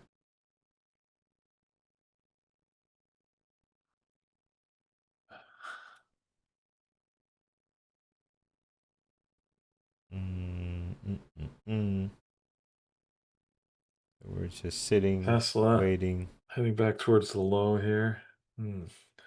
Microsoft Yeah, has made a decent move higher. Google is at the high of day. Meta's at high of day. So there's hope here, Carlos. yeah. We'll have There to there is. There is. There is hope, friends. One of the trades I took on AMD took all day. And I even put a range order. I was too aggressive with the partial on the range order. I put it in range order like at 175. We got to like 174 something because I had to go do some stuff. Yeah. And I came back later in the day. I don't know if you remember, but I came back later in the day to check on the order. Had to hit the range Yeah. order, and then towards like the last 10 minutes, it did incredible. I'm like, oh, nice. So I set two alarms. I set an alarm to come at 3 to check how it's doing, and then I set another alarm to Yeah. come in like at 3:50, and I just took everything off. Beautiful breakout. Yeah, remember All right. mentioning at YouTube mentioning Wolf, Terra Mm, Wolf. Moving a little higher here. Hasn't broken high of day yet, but yeah, yeah, well, we'll see. Did you survive that, Carlos? Yeah, you're still in. yeah, Good. yeah. Didn't even hit Still the in break AMD. That's even. good. This Let's gives see you a if we can good get chance, going. I Yeah, think. yeah. Um, let's see if we can settle in. Oh, that's not a good candle. If it closes like that. How about you guys? What did you guys trade? Did you get to trade? Did you trade anything yet? How's your day been so far on our YouTube? Zachary, we go live every morning, man. Every morning we're here. So welcome to the family. Every morning we do this. Every morning. 8:30. Well, Me and every Peter. trading day. Every trading morning when the market is open. Yeah. Um, but yeah, me and Peter are on until about 10:30. If And Andrew, yeah, if the markets aren't open, then we go into stasis. yeah, we go we just charge. We're go back into robots. We're yeah, we just robots. go back into our charging pods and So wait until the sometimes next you might see trading us day. do this. If we get stuck doing this, the screen might go black and we just got to reset. We It's do time run for a on, reset. unfortunately, we don't run on AMD chips. We run on NVIDIA chips, so motherboard. So it's a little bit better, a little bit faster. Uh, but yeah, we're here every day, Here, man, every day for you. Andrew and Brian at here we go, 10:30 to Carlos. 11. Yeah, we're getting See our the move. breakout. Let's And go. and then after that, take a partial here, friends. That's I'm just shy of $1. Just shy, but this is another partial area for me. Let's see if we can get higher. If AMD can deliver 179.50 will be awesome. That's a great way to start the vacation here. And then Thor at 11. Thor 11 to 12. And we do this every market open. Yeah, Carlos is glitching. Yeah, if I start glitching, usually the screen goes dark and we see a guy rush in and start, resetting the buttons and everything. All right. Come on, Andy. You want to do it? Do it for us. Do it for Ben. Ben, you still here? You still in this trade? Do it for Ben. Ben always in chat. James always in chat. Oh, Sam always here. We haven't seen. I don't want to take attendance, but we haven't seen Demi in a while. Where's our good Uh, friend Demi? Hopefully she's doing well. Um, Excellent, friends. Another donation today, $5 donation. Thank you so much for the Kids Cancer Foundation. Bullish on life, bearish on cancer. That is our thing here. So that's our motto there. it's our motto here. What's the motto with So, you? yeah, yeah. So thank you, my friends. Thank you, thank you. IMD dancing. I'm so glad I took that partial. Dancing around a little bit here. It is not making this trade easy. Nav is on vacation, right? Nav, a good buddy of ours, was on the hot seat on Wednesday here with Thor and Dr. V. And he's on vacay in St. Augustine, so we don't expect him to be stuck in a computer here watching us, right? Let him enjoy his time there. But when he comes back, good member of the community here on YouTube. Always active. Great interview with him too. It was pretty nice to see. All right, we're coming to my break-even point right about here. And what's the SPY doing? Not much. And we did take some off already. Oh, look at that. Are we surviving? AMD, you try to get us, huh? Yeah, that was AMD try to pick us off that was a there. sudden move there. Not saying we're gonna completely change direction, but it almost tried there. Got pretty close. Mm. It is toying with us. They're watching our stream appearance and messing with us to see our reaction. You think that's what's going on? That's what's going I don't on. Like, know. oh, drop it. Bring it back, bring That it would back. be The market makers. oh, there you go. The See, market makers. now it's dropping on you, Carlos. Yep. We're out. All right. Couple of partials. Yeah. Setup was awesome though, friends. It's really good. It's just again, this Yeah, market is not just couldn't get that giving it to us. breakout, eh? Yep. Yeah, Ben, Unfortunate. those people. But great. Friends, again, if you want to know how to trade this strategy, want all the details, I have the full webinar in our Bear Bush Trade Room's education center over at BBT. And then I have a little skit of the most important slides on our Lambos and Garbage Truck playlist there. So if you're part of that, you can see how we trade this. And you guys seen that we do this almost every single day here. No, Sean, it's good. We did good on this. We got a partial again. Green trade was not a black. It would have been a blockbuster trade, but Yeah. green is green, and we take it. We take it, and we had a great week. Thanks to our buddy AMD. AMD did deliver amazing this week, guys. Traded so well.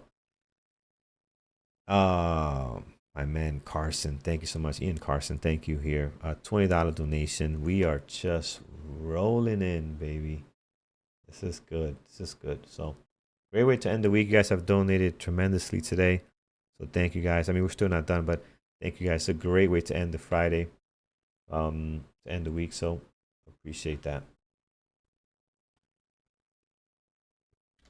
All right, that takes us through. Let's see here. There we go. Moving that forward. Almost 1,800 almost. So excellent.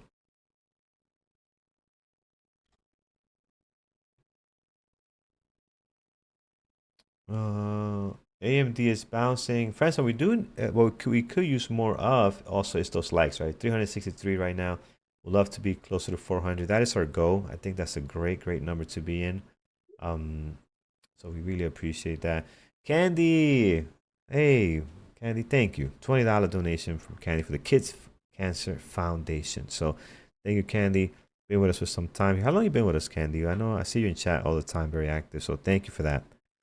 Awesome. 1,780. Let's go. This is beautiful. Guys, let's get some questions. Guys, do you think 5% daily profit is good? I'll let Peter answer. That's awesome. 5% daily profit is amazing. Yeah. I mean, sure. Yeah. I mean, yes, that's amazing. I don't That's 0.5%. That's 0.5%.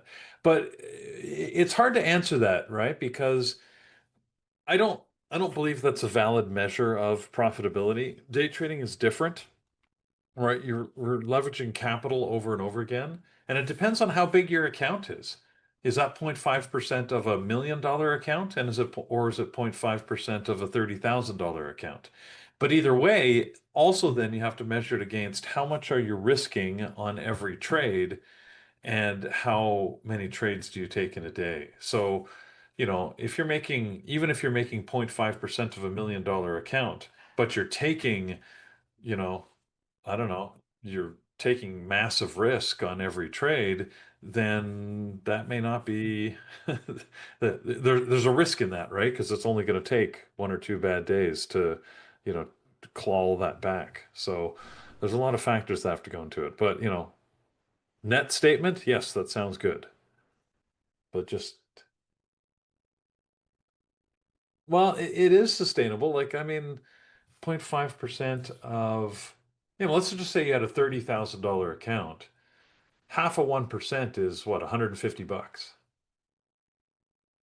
So, like $150 on a $30,000 account, that's a pretty good return. 0.5% on $1 million account is what is that? $50,000? Am I getting that math right? Or is it $5,000? A million So, would be 10,000, $5,000. That's $5,000. So doing this in my head here, head's not working. So, you know, I think it's pretty good. Yeah. So I prefer to measure it based on how much you're making based on the risk that you're taking. So and yeah. see, risk to reward, this is where I think people get problematic measuring that. So if it's 100% per year, sure, but like I've traded $30,000 accounts and theoretically made like 400 or 500% in a year on the account, but it doesn't. I don't know how meaningful that is because, again, your capital in your account. I use the analogy. It's like it's like I don't know, like running a small business. Let's say you open a coffee shop, and if you open a coffee shop, what is your main piece of equipment? It would be your coffee machine. So if you take all the profits you make at the coffee shop and measure it based on the cost of the coffee machine, then you're going to say, hey, this coffee machine is returning me like 800% per year. But the reality is running a coffee shop is a lot more than that because you got to pay for rent and equipment and electricity and salaries and all that stuff. So you got to remember, so if you're making if you're making, 0.5% on your account, are you factoring in your cost of platforms, your, commission fees, your time? What's your time worth? Right? Like all the other internet, all those other costs. So just, think of it like a business and you'll be better off, in my opinion. So that's my opinion. Yes, yes, indeed. So, yeah. Can't remember what's the Uh, last time. Uh, and, and T-Man 101, you're right. I mean, I'm probably going deeper than we have to. So I could have just stopped and said, yes, 0.5% is good. I think in general it is. But it's tough when you get, sometimes we oversimplify the questions we ask, and then you may get false confidence in a simplified answer. And I just don't want to do that to people because, again, this trading has some complexity to it. So, no, no. And I know you're sort of kidding on that, but so yeah, numbers are numbers are weird. Numbers are pretty weird. sure. Am I getting the numbers wrong here? No, no, Times not that your 0.5%. numbers are No, it's weird. 5,000. Not that your numbers are Half a weird. percent of a Yeah, million dollars is $5,000. yeah, yeah. I'm not I saying your thought I numbers are got that weird. right.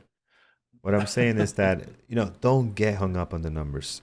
You know, don't get hung up on the numbers. Just like, I'll give you an example. I'll give you my example. I started trading with $40,000, right? Back in 2017.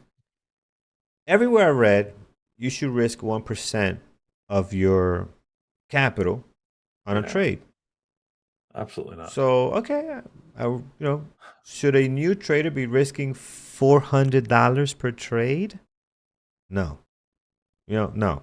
You should Yeah. forget about percentages. I Worry don't. about this is crazy. That's crazy. Worry about, hey, I'm gonna Yeah. risk $20 to try to make 40. Now, yes, when you have $40,000, at that time I still had an income from my job. That $20 means it's nothing. You're like, oh, this doesn't make any sense. But if you build a process and make money with risking $20, then you can scale it. But don't go with these percentages that they throw people off big time. So Yeah.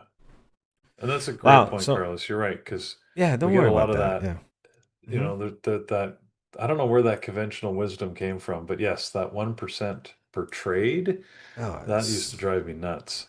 Because if you really crazy, do the math crazy. on that, imagine It's if you wild. risked 1% per trade Hmm. and you just take 5 trades a day, and let's say you had a losing week, Oh you've yeah, lost half your account. right. It's crazy. Which means you now have It's to double your account, just get back to break even. The other yeah. problem with that type of math is that you'd be risking theoretically a different amount on every single trade, because as your account gets smaller or larger, you'd be risking different amounts. So let's say you do have a good day and you make money on trades 1, 2, and 3. Trade 4 you'd be taking your 1% would be bigger, right? Hmm. Depending on Hmm. how much you won on the first 3 trades, you'd actually be risking more on your next trade. Does that make sense? It's not necessarily a better trade opportunity. Yeah, So, anyways, it's not realistic. So focus on yeah. fixed risk, guys, and just Anyways, very little, right? Um, I call this ear. The way you should think about it is ear. Think about your ear when you do something like this, right? And what that means is going to be your what's experience, what's ear? account size, and risk tolerance, Oh, right? oh, there you Ear. So go. I like. experience, account size, and risk tolerance. And the worst traders, I was one of the worst traders at the beginning when starting out because I had the account size and I had the risk tolerance. But guess what? No experience. So these Right. type of traders, oh, they're the worst. Worst, because I'm one of them. I was one of them. Where you have the account, they start risking 400. Oh yeah, 400. Oh great, let's do 400. Try to make 800, 1200, 3 to 1. It was brutal, right? So hey, good morning. We'll hand it off to Andrew, but Oh, before we do that, Andrew yeah. Moore, my man, $50 donation to the Kids Cancer Foundation. You're Wow. awesome, friend. That's Thank awesome, you so man. much. Appreciate it. All right, let me get people into chat. Andrew, good morning. Good Nice morning. trade on UNH, man. That was awesome.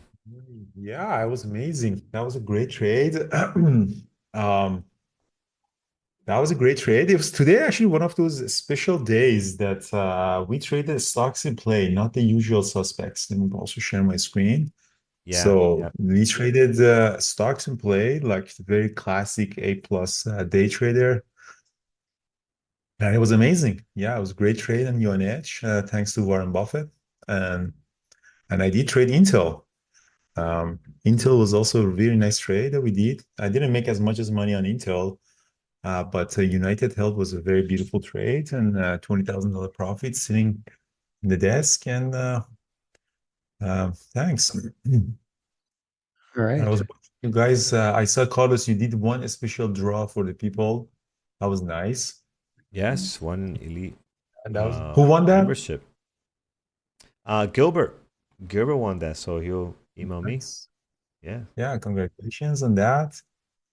And yeah, and this fundraiser, guys, so $1,800, we have still 2 weeks left. 100% of the money goes to the charity that we choose, and we don't get involved at all. We don't see the money, it just goes directly, and there's no transaction cost either. So that's the thing. Because before in the past, the fundraiser, we had to collect it and then we had to pay it, which was kind of stupid because you can easily not pay and nobody would know anything. But now Google changed it, so they transfer it themselves. They cover all the transfer costs and stuff.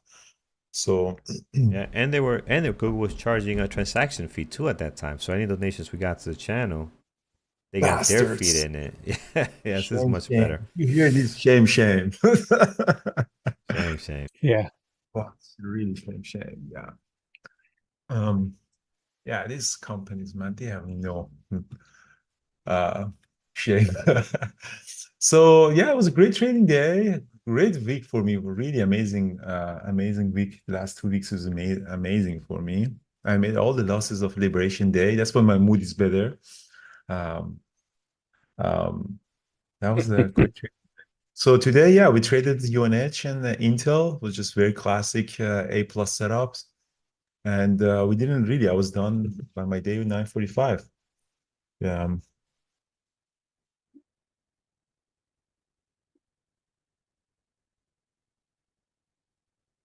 Yeah, tax write-off, I did. obviously things are tax deductible, that's for sure.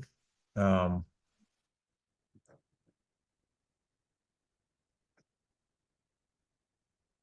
yeah, so Jinpa is asking a very good question about UNH. So this is very important. So UNH I knew is going to be in play.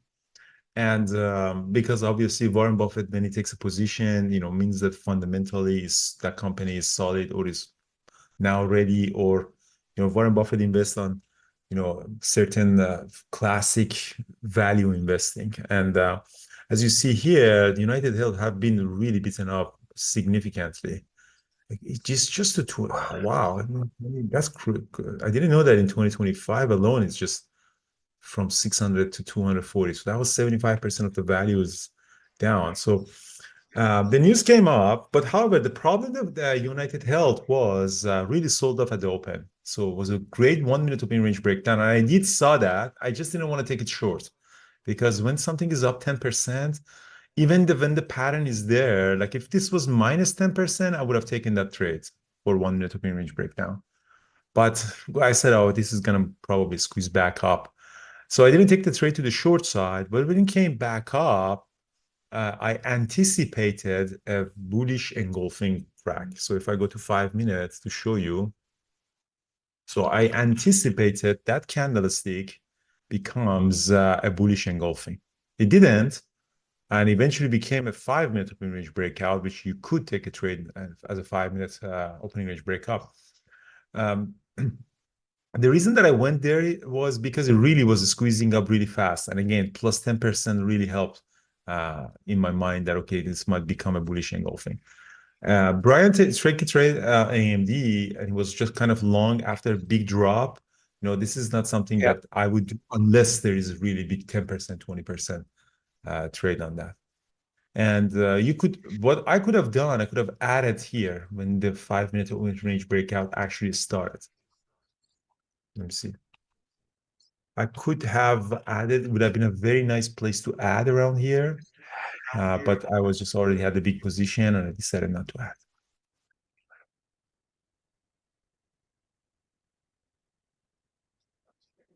Yeah, I kind of played AMD was kind of trading in a range there for a while, so I played the pop, and then it got up to the VWAP, covered my long and went short because I love the VWAP rejections and bounces, and it dropped back down to the low and then covered that.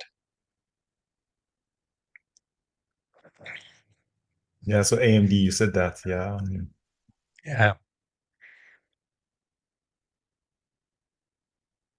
Yeah, that's super nice. I always like to Um, trade reversals off levels.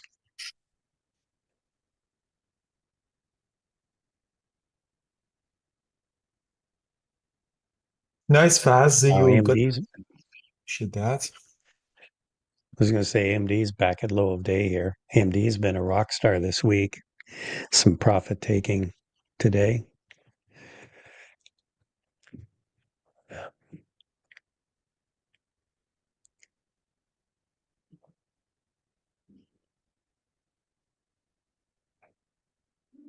AMD, and now it's back, bouncing back from S4. Yeah, I'm not sure if I'd trade it again. It just seems to be really choppy. The Qs are kind of struggling today. We're right at yesterday's low. I would say the SPY is in a downtrend, although it's a very muted downtrend.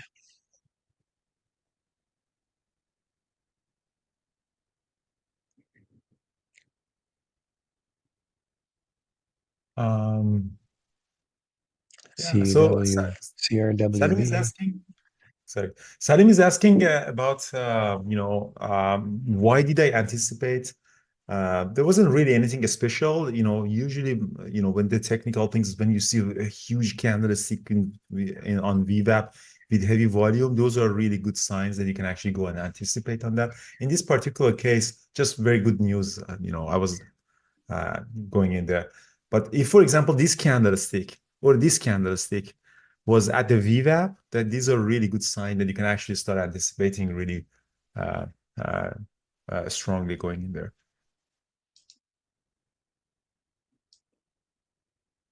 So someone asked about the books in other languages. Yanbu, usually the publishers in different part of the world, they're reaching out to me and they say for the rights and translation and everything. The How to Day Trade for a Living actually translated like 20 languages, and they come reach out to me, and then they get the rights and they translate. And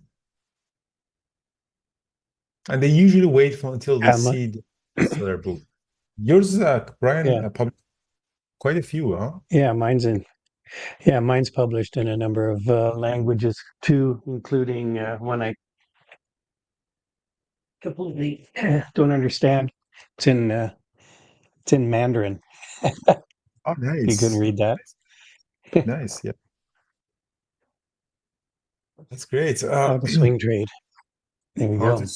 Yeah, they usually wait the publishers to see the book and the success of the book, and then they reach out.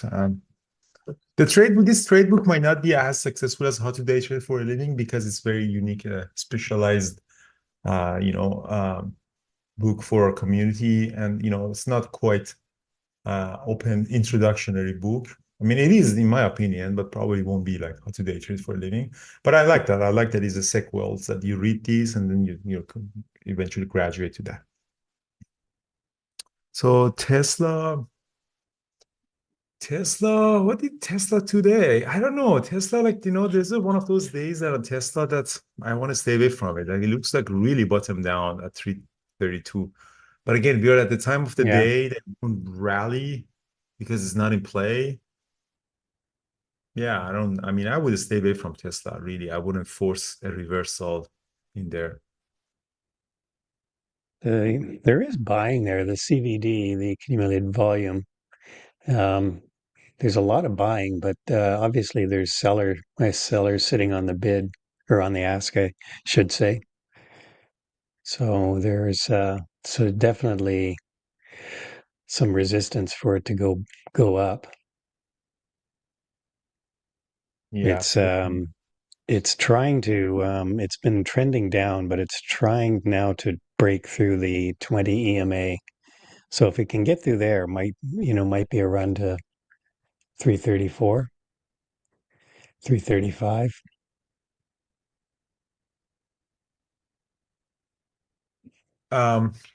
yeah. So anyone who is signing up in Trading Terminal right now will be grandfathered forever to the features that we're going to add. And this is probably a very bad decision that I'm making because by adding the Atlas, which is the order book visualization, we're going to add another, I have to pay $20 per user to NASDAQ for the total view. And again, if you want to add ARCA, that's another $15. If you want to add futures, that's another $15. The data can become quite expensive and they charge per user. But yeah, I like to keep Trading Terminal one price, everything included. I hate these models that you just have to pay everything and bundle up and everything. I hate that. I think the next thing would be like when we launch Atlas, which is very similar to Bookmap, by the way. Then that would be one thing. And then the journaling, we're gonna start adding interactive brokers, Charles Schwab, TD, then CMEC, and go different brokers in there. And then what else we can do in there? I was thinking of probably building something like a spot gamma, finding these options activity, unusual activity on options. We can build something like that. That would be really, really nice. And just Trading Terminal, it's only one package. You can just sign up. We are going to implement the hotkeys. I think today they're testing it on the dev environment. Maybe over the weekend we put it in there, and then next week we're all testing the hotkeys. Send us the bug reports. And again, you guys are amazing early users. It's an amazing that build something that the community is testing it for you with positive attitude, and they're willing even to cover the cost of that. I'm so lucky. I'm so grateful that you guys are here. And there's a bug report feature. David reads all of them and respond to them, and then Mike, they put the task for the developers. They hate me right now. They haven't arrived yet, but and that then yeah. So the hotkeys would be nice. I think I posted pictures on my Instagram, so it would be really nice. Let me see if I can find it actually. Let me put it here. Yeah, it's quite. It's really, really something that I myself with David sit down together and say, okay, these are the good hotkeys that save messages. Yeah. But in there, let me bring them. Actually, I can show that to you. And yeah, so as soon as the hotkeys are working, the order management is good, then we are going to, yeah, there you go. So with the, this would be, you can actually put buy based on the buying power. So 10%, 20%, 30%, whatever that it is. And then you can actually partial, 10%, 20%, whatever it is. And then we're going to have the fixed risk as well. So if you want to risk only $50 or $100, that would be nice. You can put the stop loss at the break even, and you can close all your position here. And then partially, you can obviously go through that as well. So that would be things that I think this is on the dev environment, and then we're gonna test it more, and then we'll launch it. The next week we'll test it, and then the week after we started the funder account free for everybody.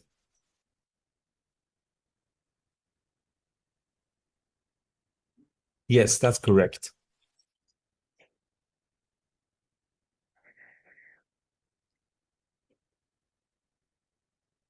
Oh, nice. That's great.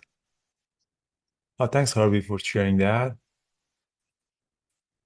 Yeah, that's funder account we still offer it, of course. PCT is using PCT traders are still using DAS because they're more sophisticated traders. And no, thank you guys for helping us build it, actually, Trading Terminal. At one point, I really wanted to shut down Trading Terminal, but again, the community really supported, helped, and Yeah. it's great. And your uncle stepped in there? Yeah, Dave came in. He must be in the chat room right now. David is one of our traders. He came. He's now the solution lead, and we'll do that. Yeah. Because I knew I'm not gonna be that person. I am not a tech entrepreneur. Like I am not. Who am I joking? No, I'm not a tech entrepreneur. I know what's my like. I like to climb the mountains. I like to create the content. I like to be, I'm kind of a visionary. But being a tech entrepreneur requires a different set of mindset. Schools, yeah. Different set of skills. Yeah, no, Schultze, it's not like that. You can't throw money at problems. I did try to throw money at trading terminal. It doesn't work that way. You need a vision, you need a clarity, you need the supervision. You have to be involved in that. I did try to bring really good people. Here's a money problem. And they can't. You have to be there.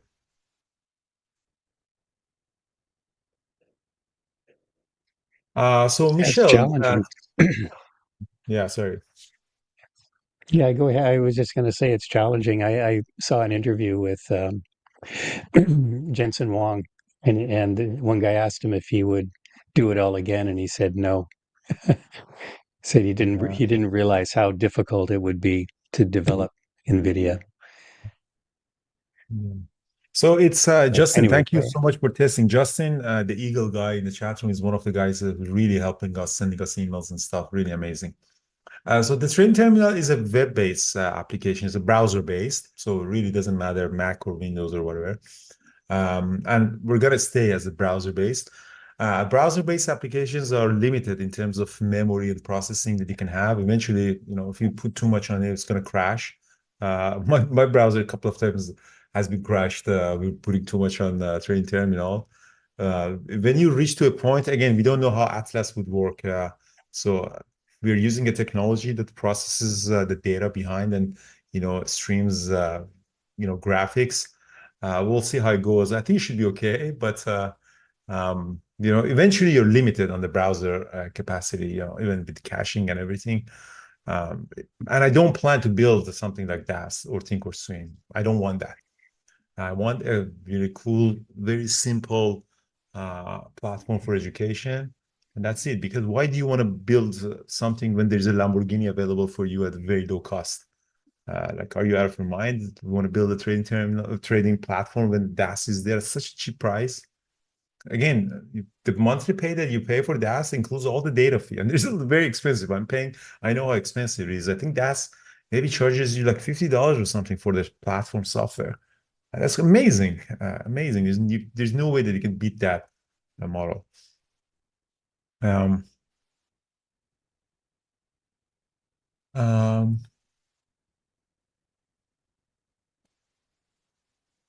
and again, I wouldn't start trading terminal if I would do it again. But we're stuck in it. No, we're good, we're good. But sometimes, you spend $2 million on something that is not worth $2 million, worth zero. This good thing is that. But as you said, Jensen Huang would say that I wouldn't start again. I honestly don't understand these tech entrepreneurs. Like it's the serial tech entrepreneurs. They build something, the IPO, they go another one. Are you out of your mind? Like there's so much work in there. Like it's just Yeah. I don't understand them at all, like honestly. I want to climb the mountains.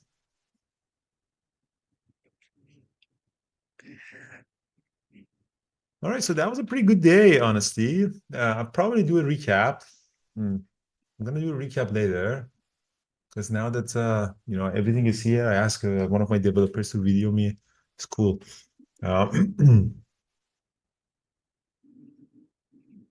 Yeah, so one of the reasons that I built the trading terminal funder account was because I wanted to be low cost. Every day in YouTube, I'm going to give away one free funder account. But I can't do it now because DAS is expensive. So I have to, I have to build it because it's just impossible to give away DAS every day. It's $600 platform for 3 months.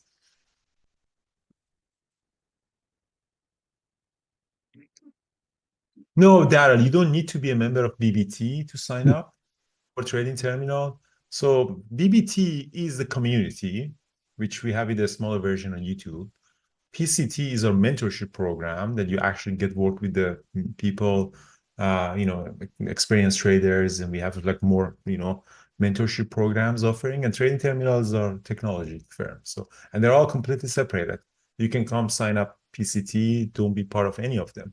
We provide all the necessary tools that are needed for PCT included in there. So when you pay for PCT, the DAS 3 months is included, journaling tool is included.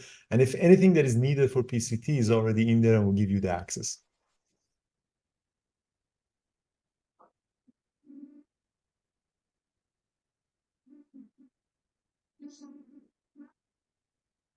Any question, guys? What time is it? 10:49. Yeah.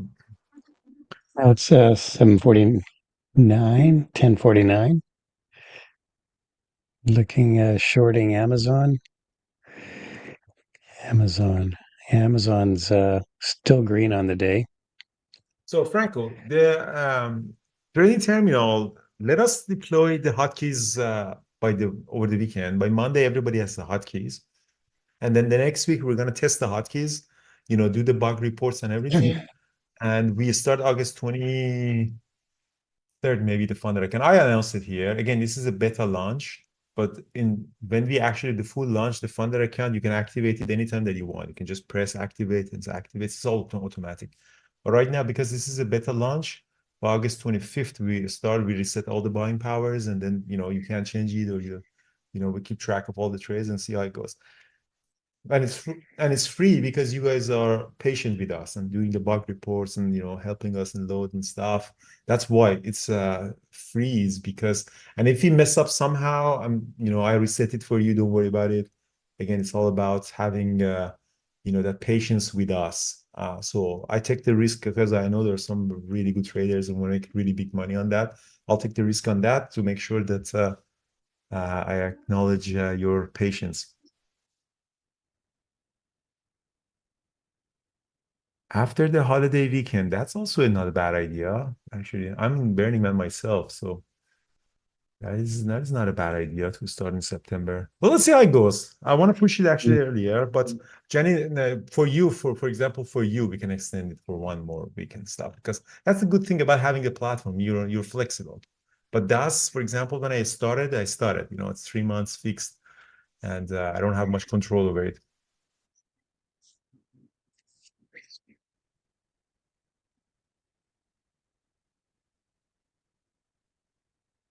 All right.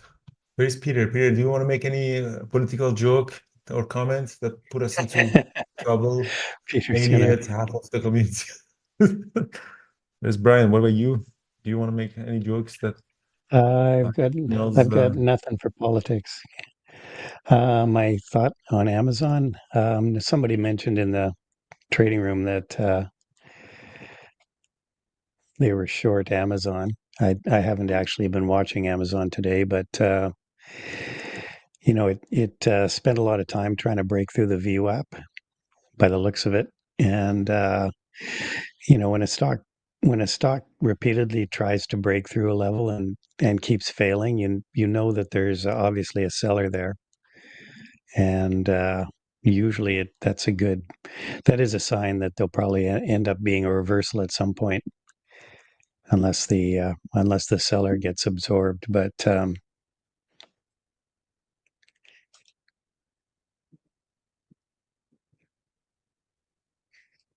so that was a good choice of a trade.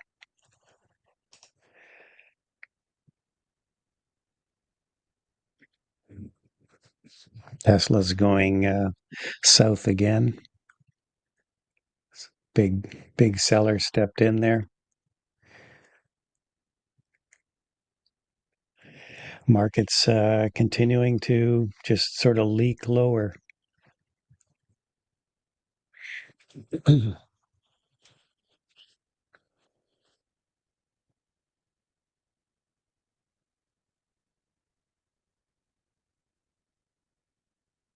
So a couple of questions I'm answering on Trading Terminal on the YouTube. Nitishi says fund account is free, make money, all for $59. Yeah, too good to be true, huh? So Banner is asking, no, I'm not planning to replace DAS at all. Like DAS, Lamborghini of trading platforms. You don't want to, replace it. It's got a special place. I want to just build something to play around as a cool thing in it, to practice and have our competition in there. The scanners, the turbo break up, turbo breakdown on the trading terminal scanner, we have some preset parameters in there that I developed myself. So I think good enough for starting point, but you can change it to anything that you want. CK is asking, Brian, do you use Bookmap or you keep it old school? No, Brian does use Bookmap, and we're going to build it in Trading Terminal exactly the same. We'll call it Atlas, which is Atlas is, the map, the layers of Atlas is map. a map. We call it That's a Trading great Terminal Atlas. yeah, that's a great name for that. For it, it's a good descriptor. Yeah, exactly. So we For call it sure. Atlas. So we banned the name of using that word. It's really in our religion, Yeah, we're not market. mentioned. Yeah, the market atlas. Market Atlas. Yeah. Love that. Yeah, I do use Bookmap. I mean, it's a tool. Um, don't think it's a magic bullet that's going to give you all the information and get you and have profitable trades every trade. But it is good to see where orders are, and it's such a nice way to see where the orders are when you're looking at it in a sort of visual context, as opposed to trying going through the level two and looking for.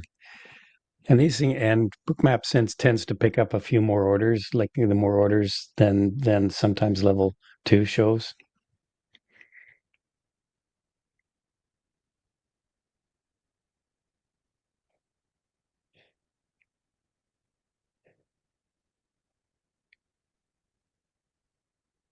Sean, the design of trading terminal charts are all by myself. I sat down with Reza and we did it together to look really similar to DAS. If there's any specific thing that you want, maybe we can do it.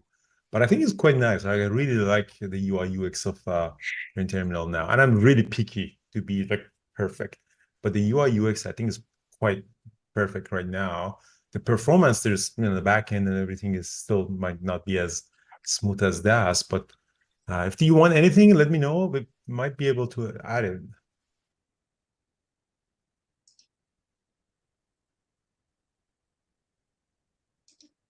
Custom, yeah, 3D terminal. You can build custom scanners, Gigi. It's a full. You can set up the parameters and everything in there.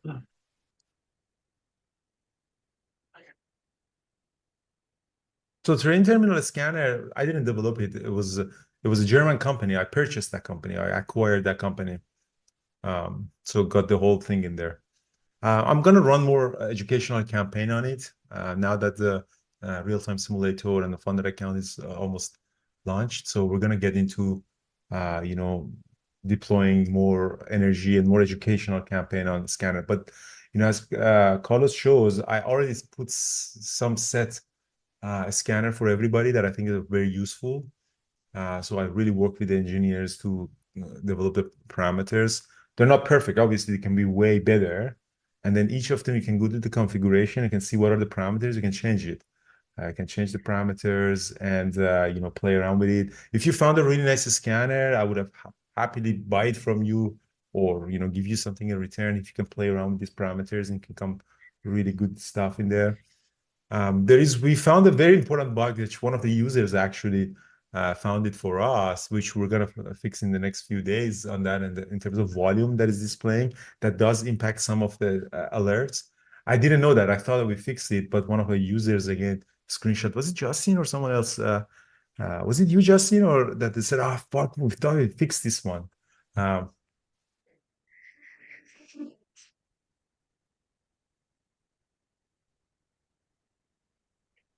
So yeah, other than that, I know Thor is joining us. How are you, buddy? I'm Hey, amazing. How are Thor. you? Good. Yeah, you're not traveling, Right you're not on. in the airport. That's great. No, I'm in So now the he's office not in the. again. Perfect. All right, I'm gonna hand it over to All right. Thor in YouTube. Thanks so much, guys. And I'll post a recap as Looking well. good. Okay. Have a good weekend, everybody. And if you want to check out my swing trade video on the weekend, it's on YouTube there. I'll be putting something up and at some point. So have a good one. And Thor, have a great weekend if I don't talk to you again. Yeah, you too, brother, man. Appreciate you, man. Always great watching you guys do what you do best, making money. So I got my buddy Hey Nathan Thor, coming give in me today give to me join one me. second. We got to do something here. Oh.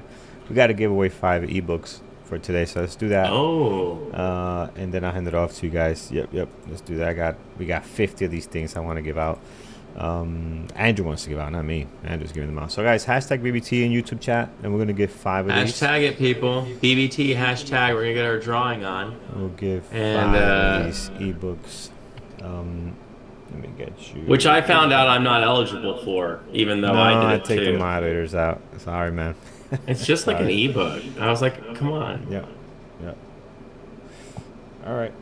If you're in our members chat, you can join too on YouTube. You're eligible. You'll get it as well. Yeah. You just get like a multiplier, right? If you belong to... yeah. If you're a member of the YouTube, right? If you're a member, it comes up as this, right? See these stars? These are actual members. They get ×4, right? Yeah. So they got more tickets in the bag. This is why you see a lot of the members actually win. So, all right, we'll give one more. Let's do the first one, friends. Yeah, if you're part of Lambos and Garbage Truck, you get Senior Bros TV. Very nice. Senior Bros TV. Nice. Yeah, I'm not saying the subscriber or the members of Garbage Trucks and Lambos are better than other people, but I'm not saying they're not better than other people either. We're just gonna throw that out there. I hear you. All right, let's do one more, friends. That's the first one. MB Traders. Congrats. That's number 2. Let's do number 3. Jao Abrantes. That's Brazilian, I think. Number 4. Excellent. Actually, this is for Michelle Wu. Congrats. And here's the last one, guys, for the audiobook. And it's going to be Serkan Yavuz. All right, friends, congrats. Send me an email at bearwoodtraders, Carlos at bearwoodtraders.com, and I'll get you guys that link over again. And thanks to Andrew for providing me. He gave me like 50 of these things, and he has more when we run out of this one. So thanks to him for sharing this stuff. All right, let me hop off from chat, and guys, take care. I'll see you. Actually, have a great weekend, man. I'm going on vacation after, so take care, guys. I'll see you back in a couple of days, man. All right. Where are you going? Where are you going? Home for the first week, and then next Friday, I leave to Florida. I'm gonna be down there for about 10 days. Nice. You gonna come hang out with fam down here? Yeah, I got fam down there in West Palm, so Yeah. it'll be a good time. Yeah, man. Cool, man. We'll have fun. The weather's kicking butt down here right now, so come on down. Fix it before I get there, man. All right. All right. Talk to you. See you. Cool, man. Well, I got Nathan coming in hot real quick. Before we start chatting about stuff, I wanted to go ahead and give y'all a recap of what I've been up to today. So as y'all saw yesterday, right? I'm from St. Augustine. As y'all saw from yesterday, it was a little bit of more of a frustrating day, right? My first trade on SPY didn't work. My second trade on Microsoft didn't work, but I did hit a baller short off of R3 and the monthly R4 on Qs, and it was just monthly CP on Qs, and it was just beautiful, right? So today I came in, and in hindsight, one thing I can really say that I'm really happy about, and I actually shared this on my IG today, which is the thing I think I'm really the happiest about this week for me, was just how good my execution was.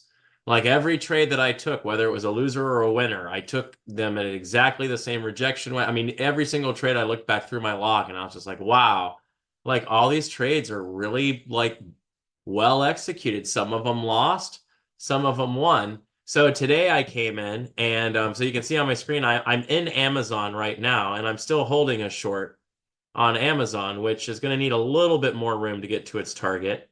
But I do think we have this in range. Right, so I'm going to hang on to this one because I hit look at this lovely short I got on Tesla today. Look at that R3 to S3 right there. I mean, what more do you want from your trading day, right? Than to be able to, to stop loss was right above high of day. Right, so we wicked up. I went stop. I actually ran it above high of day and a little bit more. 4-1. I risked $250 on this short. Right, so this ended up being a 1K trade. Right on Tesla, ended up being a 1K trade right there. Right.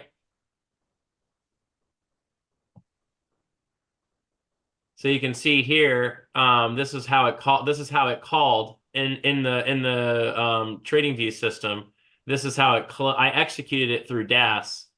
But you can see here, look at the opening candle. Look at how beautiful the VPA was on this position, right? We started off right by having a very large buy candle that was stuffed. We then offered its premium and sold down. Right, that was all I really needed, right? So I got short right in there and threw my stop above high. If it went through the high, it was breaking away from R3. That would invalidate the play. So I didn't need more information now. It re-offered up a little bit and then started to sell. But this is one of those moments where for a lot of you who think, I want my stop tight. I want to get my stop tight because I want to be able to get to profit and I want to be able to get there fast. I'm telling you right now, you are going to love day trading if you start doing stuff like this, right? It's one in, it's one out, right? It's a wide stop after, once it got moving, I never got retested, and it only took about a half hour for this thing to run its entire movement from top to bottom. This is the advantage of selling in a selling range at R3 and premium. Right? Many people were looking at Tesla thinking about going long, and we're starting to try and but for me, at no point in time would I ever have even thought about evaluating Tesla for a long, right? Because we were opening at R3. This was either a short or it was nothing, right? So I had no need to even look at that. And for me, it's still a short as well as most other things, right? So I'm here in Amazon now, right? And we're hanging out here and you can see Amazon, although I still have some distance to move. You know, it looks a little bit better here. Amazon, Apple, and Tesla were my three that I was really interested in. Like, as long as I can get to my target before monthly support 3 ATR low, I should be good, right? And that's 229, right? And you can see here, I'm out at 230 and a quarter, right? So I've got plenty of room here. So I'm going to leave this on as a day trade, right? A lot of people think like day trade means fast. Nope, day trade means day. And traditionally, day trades actually took a very long time. Remember, it was only as of recent that we've been able to have these crazy quick trading platforms like, you know, like these visual order books we're using now, right, Nathan? That give us like these crazy like looks into like what's going on out there. But for the most of us, right? I mean, especially this detail, yeah, and especially for futures.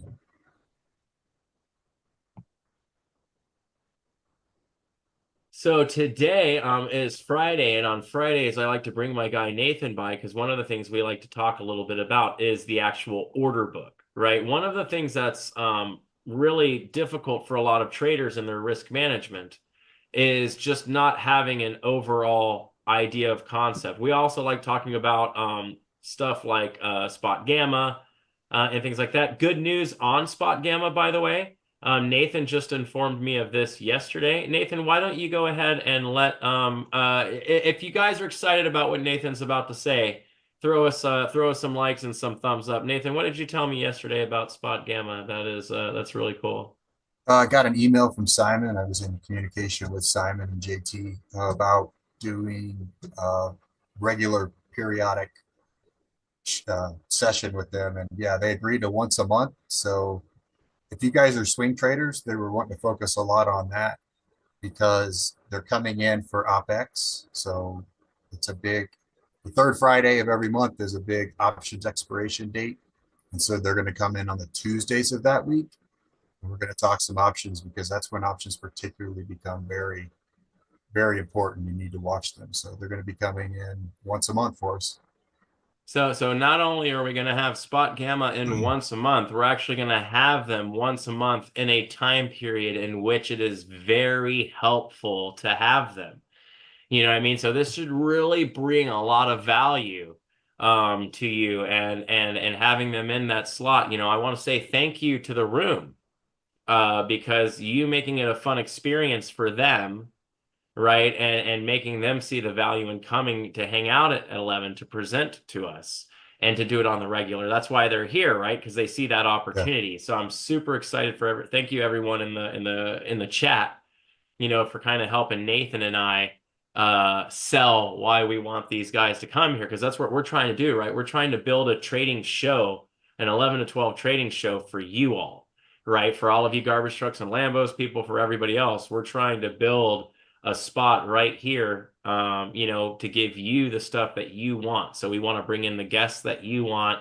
We want to try. So the more reach we have, the more numbers we're pulling, the more interactions we have, the more things we have going on, right? Then we'll be good to go, right? So yep, Amazon was in a higher wide range. So you short R4 on Amazon, and I loved Amazon because the monthly CP and R4 and high of day were all right next to each other. Super juicy spot, right? So so I really like this one a lot. And then Amazon's right now, its book is a little bit balanced right now, and we actually have a little bit too much buying going on right now, which is why we haven't dropped more.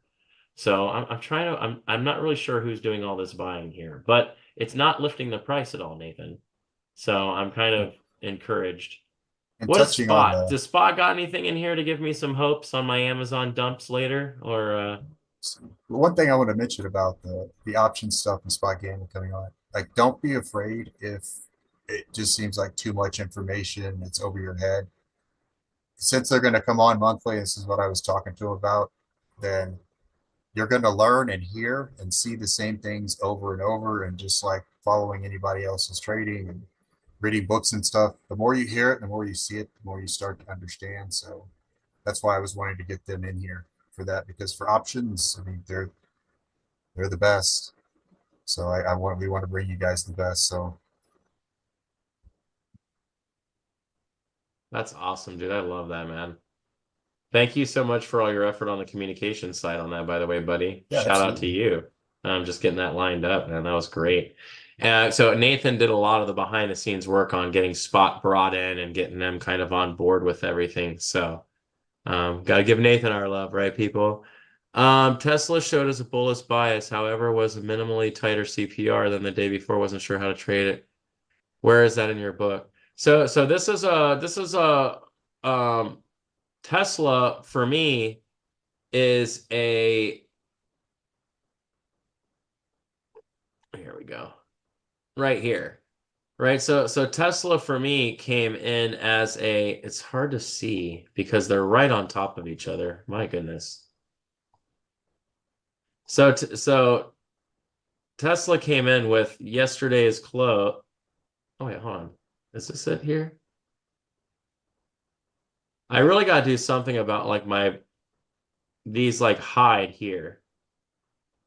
So Tesla, hold on. You said Tesla showed us a bullish bias. Tesla did not show us a bullish bias, right? Tesla was in a clearly lower range, right? You can't see it here, unfortunately, but this is 2 days ago's close right here, right? And yesterday's close is right here. This is clearly in a lower range today than it was yesterday,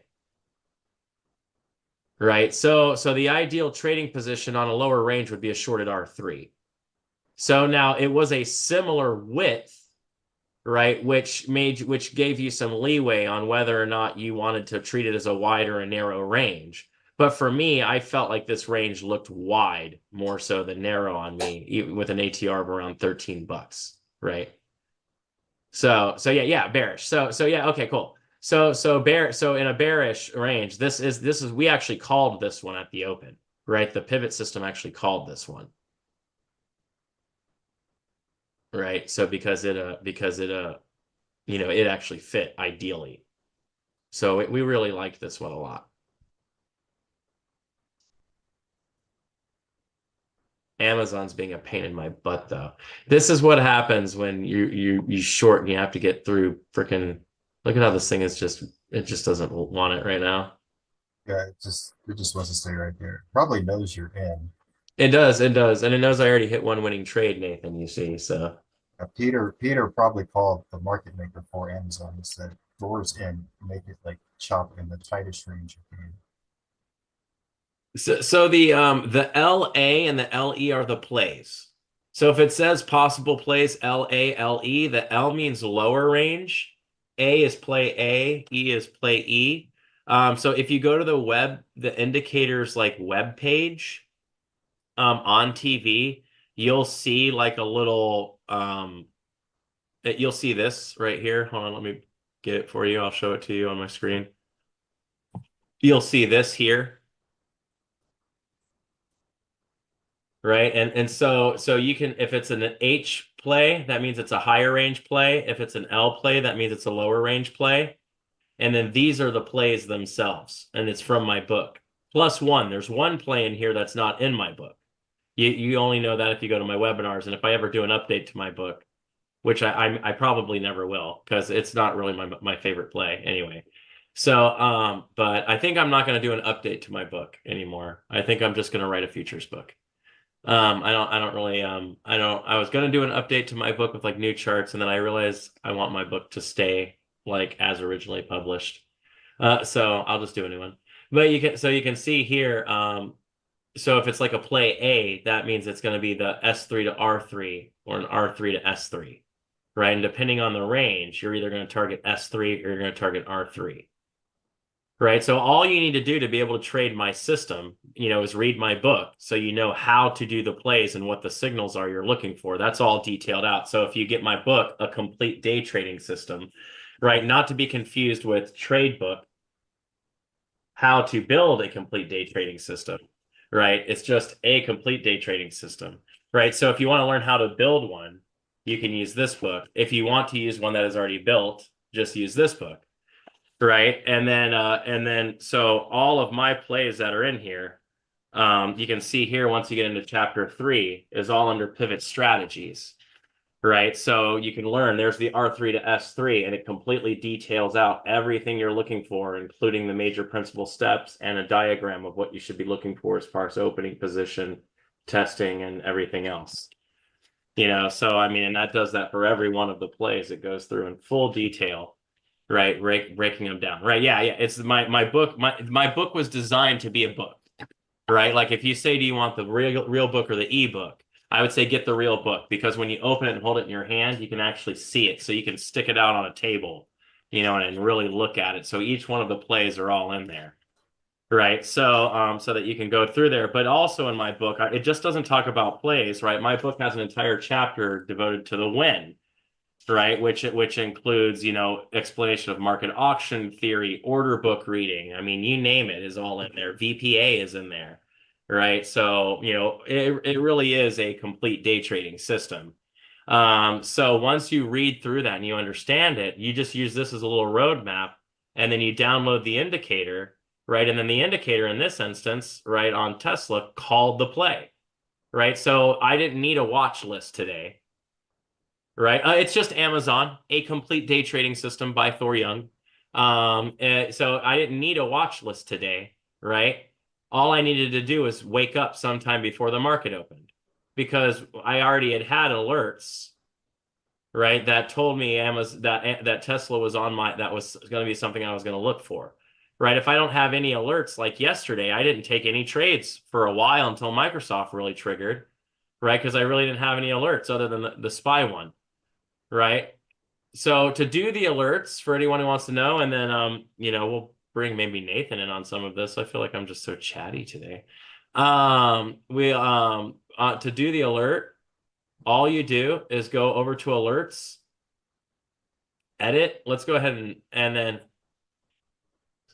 you will go to your alerts on it. Like we're going to create a new one. Make a new one.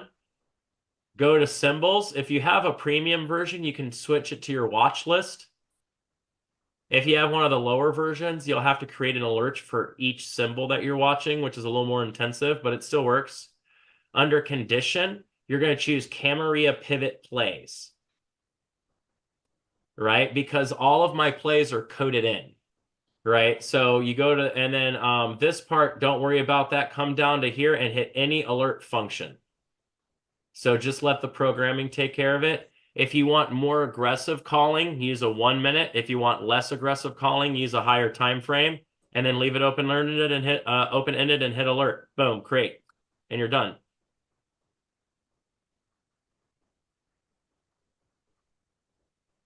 And then you're up and running. Boom.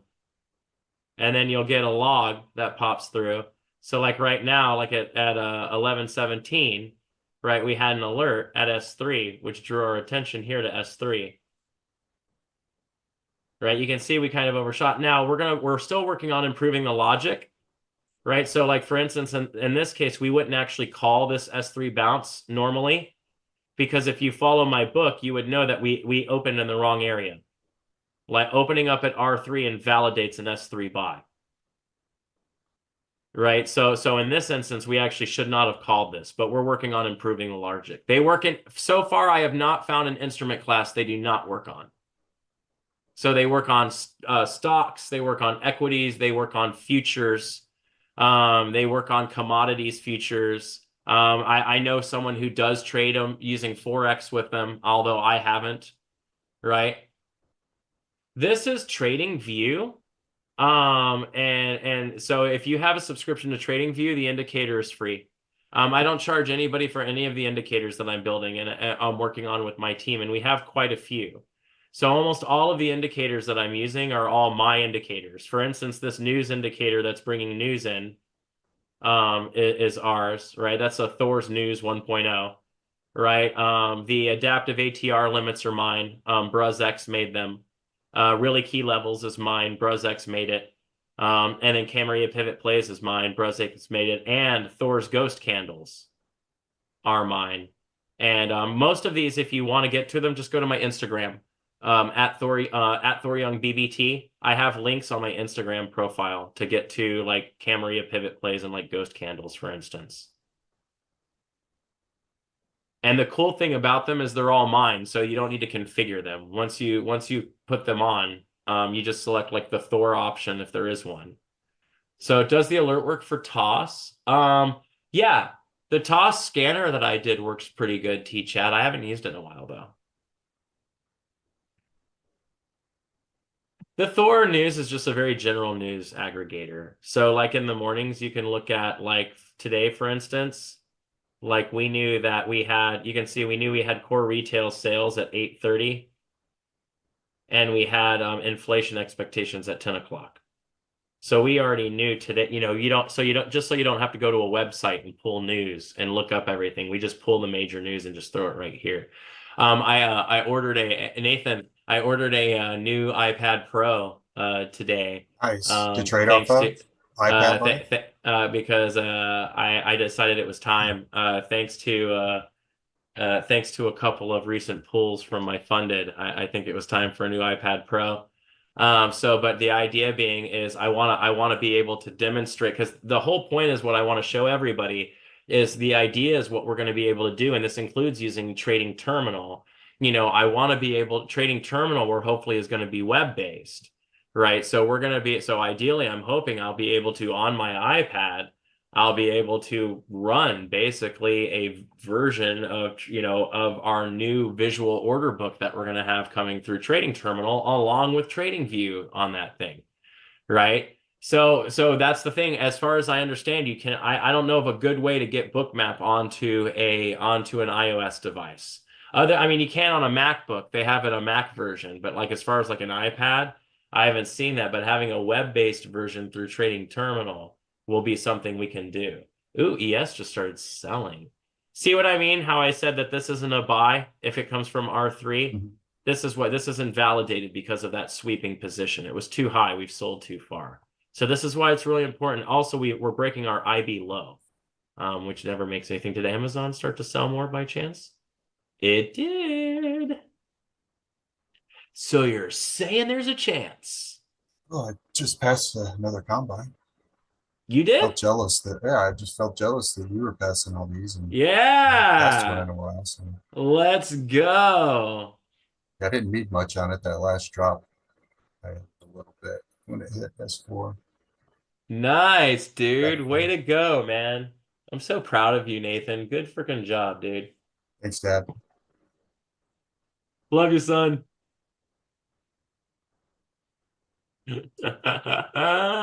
Oh my God. No, so for real though, I do need to tell you guys this. Like, this is true. Like Nathan and I have been trading together for quite a while, right? And I have been a part of his growth as a trader, right? So I was there when he started reading Bookmap. I was there when he was just coming through peak. I remember when he was really like getting through all the different programs. And I've really gotten to see him go from being kind of how we all were, just like this, newer trader, to now really like rocking, making kick-ass courses, teaching people, starting to mentor. I mean, it's really cool, man. I love seeing the growth, man. It's stoked. It's as the Padawan becomes the master. You know what I'm saying? Like it's freaking awesome. So you're like Jedi status right now. I love it. It's like a Jedi. He's a Jedi. I'm sorry. I'm in a special place, people. It's Friday. I apologize.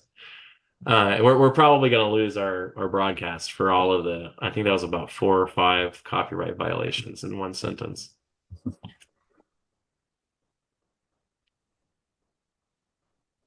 Scott, how about Nathan? How many R's do you usually go for on average? Do you go for R's? Do you like R's? Do you hate R's? I trade a little bit different than Thor. I'm more of a scalper. I know but I add back in. I scalp trades, partial out, add back in, partial out. So really, it's just I target 15-minute high and lows. Those are great areas to target. So I kind of base, I give it usually about a 30-point stop. So I try to base where my stop's going to be and get that entry in around there and then target off to this 15-minute high and low. So it's not necessarily a specific target. If I'm playing a full reversal, I might just go for, 3 or 4R and just hold to 1. But, if I'm playing a fade off an area, then, I'll just be scalping in and out of that. My big Yeah, so reversals, those are usually off S3 and R3. So those are where I'm looking for big reversals. this is so Nathan says that, right? So this is where it's important to just know that your trading style is really like what's important, right? Because you can see, like, I'm going to just show you guys something. This is just my past, like, maybe couple weeks. I'm just going to hit them really fast, right? Hold on, let's see if I can get through it. There we go. There's one, right? There's one. There's one. There's one. There's one. It's like I can just go through here and hit, like, out of these different things. All of these screenshots are all 4-to-1 hits for the most part, right? Like I don't do anything but go for 4-to-1s, right? I never move my stops. I don't use break even, right? I don't use technical levels, right? For targets. Right? I just use strict 4-to-1s. Why? Because my stats say I hit 4-to-1. And I've actually tried to often figure that out, why it works so well, but my stat to hit 3-to-1 is a little better than my stat to hit 4-to-1, enough so that making 4-to-1 makes it way worth holding. My stat on hitting 5-to-1 sucks. And I think that's because of how wide I run my stops. I would have to get tighter stops to get more RVR or start adding. And I don't like doing that. So, like, for me today, I'm already up 4R on one trade, and right now I'm going for another 4R, right? So, but my R risk is $250 per trade, right? So if I hit both of those trades, simple math, right, which is thank God, right? So my NQ stops, Jesse, are generically around when I trade NQ full size, I'm risking $500. So I generically only trade full size when I'm doing really well in my account on that month and I'm ready to push.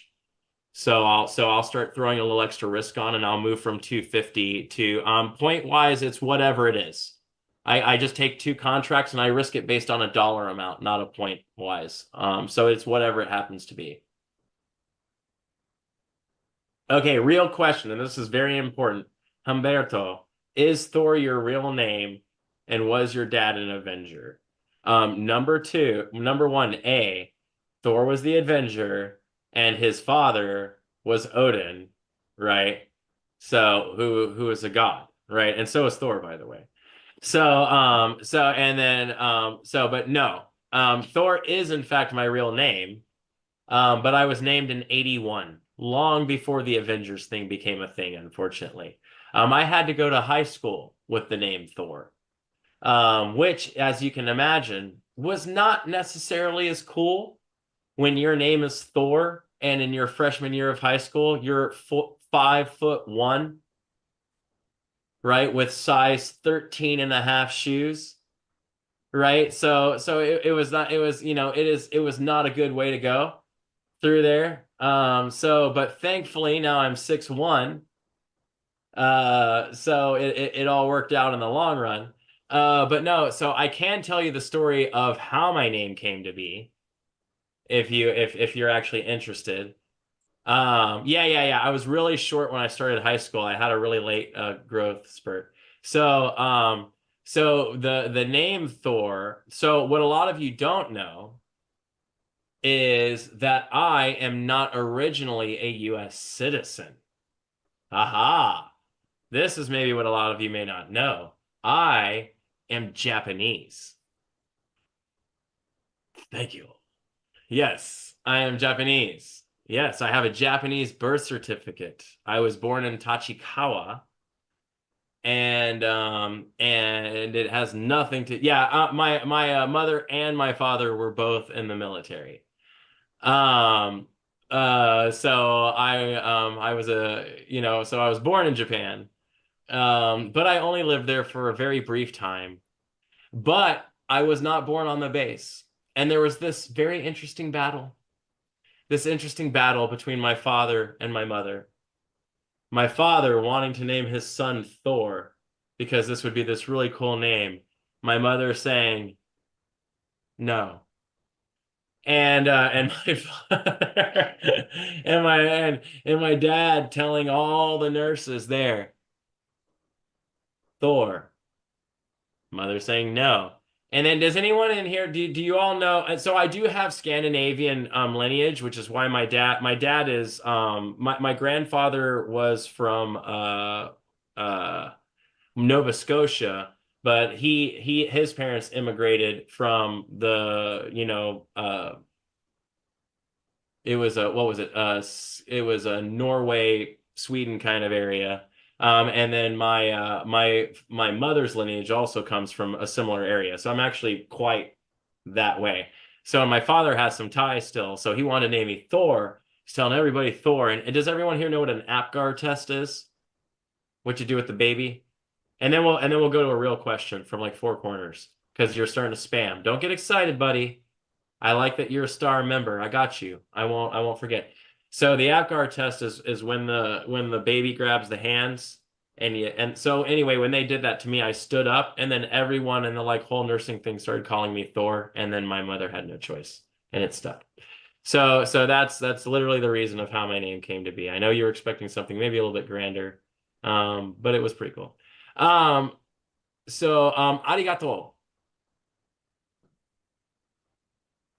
And I have taken jujitsu. So watch yourself. My mother wanted Hulk. Oh, hey, actually, hold on. Hold on. I'm so sorry. My ADHD is just running rampant, Nathan. It's I can tell, but you've been we're excited having all fun. day. It's the weekend. We're having fun with it, so. Where did it go? Oh, where are you?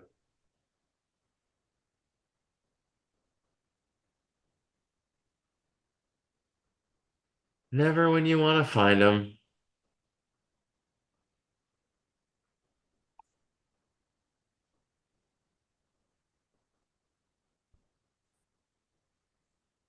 Ah, look, I just found this picture. Check this guy out. This is a cool guy. Yeah, that was fun. That was a fun trip. We were talking about that earlier today. How we tried to surprise my mom and she figured it out. Hey, look, Amazon's starting to sell. My mom? So I guess my question is, how do you determine the day's strategy when the closing price and open price fall into the same, any of the strategy setups? This is still a reference to Tesla. So the strategy is determined by this, more or less, right? So if the price opens within the CPR in a higher range, right, then you are going to be targeting your higher range plays, which would be an S3 buy, an R4 break, or an R4 short. Those are your only three plays available if it opens in the CPR. Now you have to vary that depending on the range type. If it's a narrow range, you can still play all three of these, right? Although the reversal plays are a lot more difficult in narrow ranges. So in most instances, especially higher ranges in a bull market like this, is we play the narrow range trending breakout a lot. Right? So now if it's a wider range, you will only play the inside plays by preference, although we can have wide range breakouts. We just prefer them here. If the price opens above R4, you're long. If it comes up and comes off of R6, you can short across the range, especially on a narrow one. And if it opens under S4, you can do a counter trending breakdown. That is exactly the same on both plays and both configurations, right? Where things get a little bit fun, right, is when you get into the category of, where did my epic pen go? There you are. Where it gets fun is when you get into the category of the fact that all of these plays are actually the same, right? We're just changing them a little bit based upon range, right? It's always long above the fours, short below the fours, right? Long above the fours, short below the 4s. No matter what happens, you're always playing the same plays, no matter what the range is. The only difference is because in one day we're in a lower range versus another day we're in a higher range, right? We're gonna play different plays, and the reason is mostly to do with the CP, right? So if we're in a higher range, right, or where we closed the previous day, if we're in a higher range and we're up here, we play back into that level. If you play it from R3, you're going to be too close and you're going to bounce off of it, and it's going to get really choppy. Right, so these are just ways to get you out of the fray, to get you up into an area of premium or down into an area of discount where you can really get a good move, because my system, right, my day trading system is a day trading system, right? Not to be confused with a scalping strategy, right? Scalping is a methodology in which you interact with the market, kind of like think of it like similar to the difference between day trading and swing trading, right? Day trading happens during the daytime, swing trading happens from day to day. It's about duration hold. Day trades are actually longer term intraday swings, right? When you're doing a day trade, you should be looking to take advantage of the majority of that ticker's ATR that day. If you're doing smaller, you're scalping. Now you can scalp during the daytime, and you can use my cam system to scalp like Nathan does. And it works really, really well. And Nathan kicks butt at that. And it's a good way to do it. Just make, these are one of the reasons why I have the hit rate I have, is because, I have a stop, I have a target, and it's within the potential of the range of the day, right? So I'm just going to leave it on here, and we'll see if we get lucky. Maybe within the next 20 minutes, we'll see this thing get down to 230 and we'll give ourselves a fill. Right now, look, we just brought on some additional selling. We re-offered on low volume and we're starting to sell again. So it looks like we might be getting ready to do that. What, are you seeing anything, Nathan? Do you have a book you can bring up on gold? I can't find a gold contract that is coming up with any book or good price action. I don't know if the contracts You can do micros. It would be I tried that / too. MGC. Yes, I tried that and I can't get a good book on it for some reason. But somebody was asking about gold and earlier this morning. But I can't bring anything. I got a book. See, I'm wondering if this goes to it, which contract it is. I just use MGC. Don't specify the contract. Just do / MGC. It'll just pull whatever the front month. It'll just pull the front month. That's what I did. I just couldn't get a good one. I don't know. Oh, okay. Something's going on with the data. That's weird. It's coming up on yours. It should come up. Let's go Amazon. Right now, gold's order book looks a little bit bullish near the price, but we have an overabundance of selling right now, which means it's not going anywhere. So you're kind of seeing it chop right now because of that. It's not good to ever have these. Ooh, here we go. Amazon time.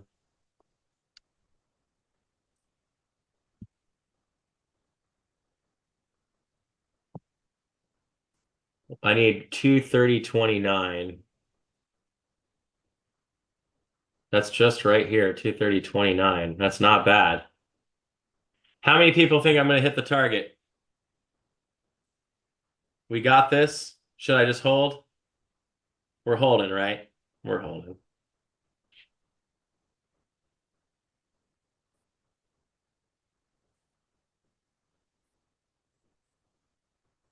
I don't risk a percentage risk reward. I use a fixed risk amount. So I'm not really, so that, because you know what I mean? So I'm in this instance, I'm risking 250 per trade. But that at times I could imagine, I don't want you to like if you have a slightly smaller account, as long as you can risk the right amount, you can do this. You know what I mean? The problem is with my account being where it's at now, my tolerance is much better. I love the name Laughing Stock, and I wish I had thought of it. Nathan. Yeah, they were asking about gold. I don't know what's going on. I can bring up the chart for everything else, but I can't get a good one. I was trying to find out what happened at 8:30 this morning. Can you explain what happens to pivot level sometimes? So what happens, JT, is when we move outside the regular trading sessions highs and lows, we recalculate the pivots off of the pre and post market data from the previous day. Since we've moved outside the pivots, basically we recalculate and use the extended trading hours data. So that's something unique to my pivot system.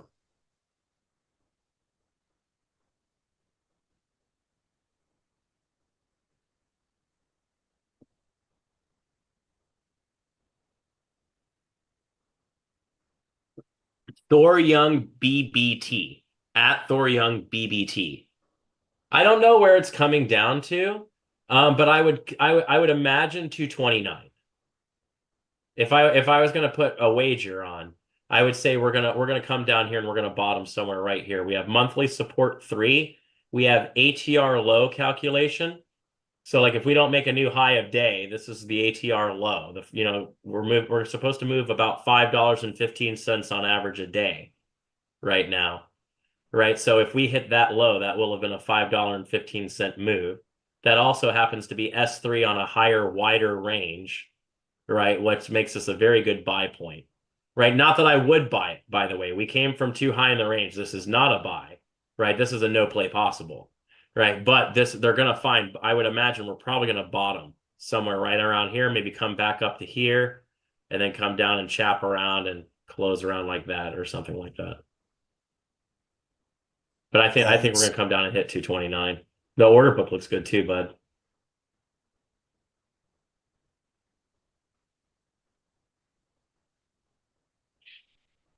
Yeah, that was a nice big dip. Oh, come on.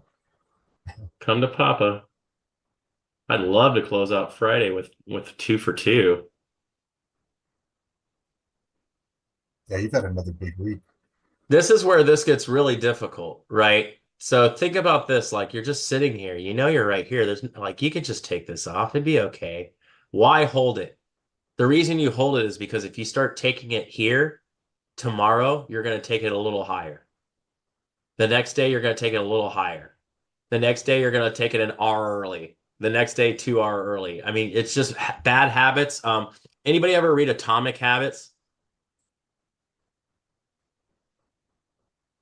And it just talks about how like these little bitty subtle things can like really like create massive amounts of personal slippage.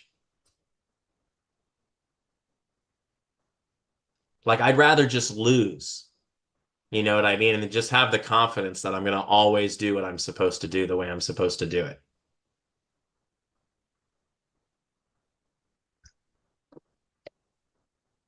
Yeah, You know what I mean? you just start to see it happen. You've seen it happen so many times, you have success with it, and then when it's not happening, you're just not interested. I've got the IB stat on my side too. And we are right? liquidating heavy right now. Like we are under IB low right now. So imagine in order for me to get stopped, we'd have to run all the way back through the range to pierce the IB high for me to get stopped. I mean, come on. There's no way. This is gold. This position's great. We hold. Yeah, we're on a stop run right now. If you guys have bookmap and you're watching, you want to know what the stop run looks like. It looks just like this. It almost looks like a news event. Top sides of the work have been totally cleared. Filling in the I love downside. how we had volume and then we pulled it back on the buy and the volume dropped too and then sold beautifully. And this thing just looks lovely. Don't. If you need to see my IG, you can see it right here too. At ThorYoungBT. Haha. That's awesome. All right, look at this week. Let's see what we got here. Look at that offer to the seller. Shoved down.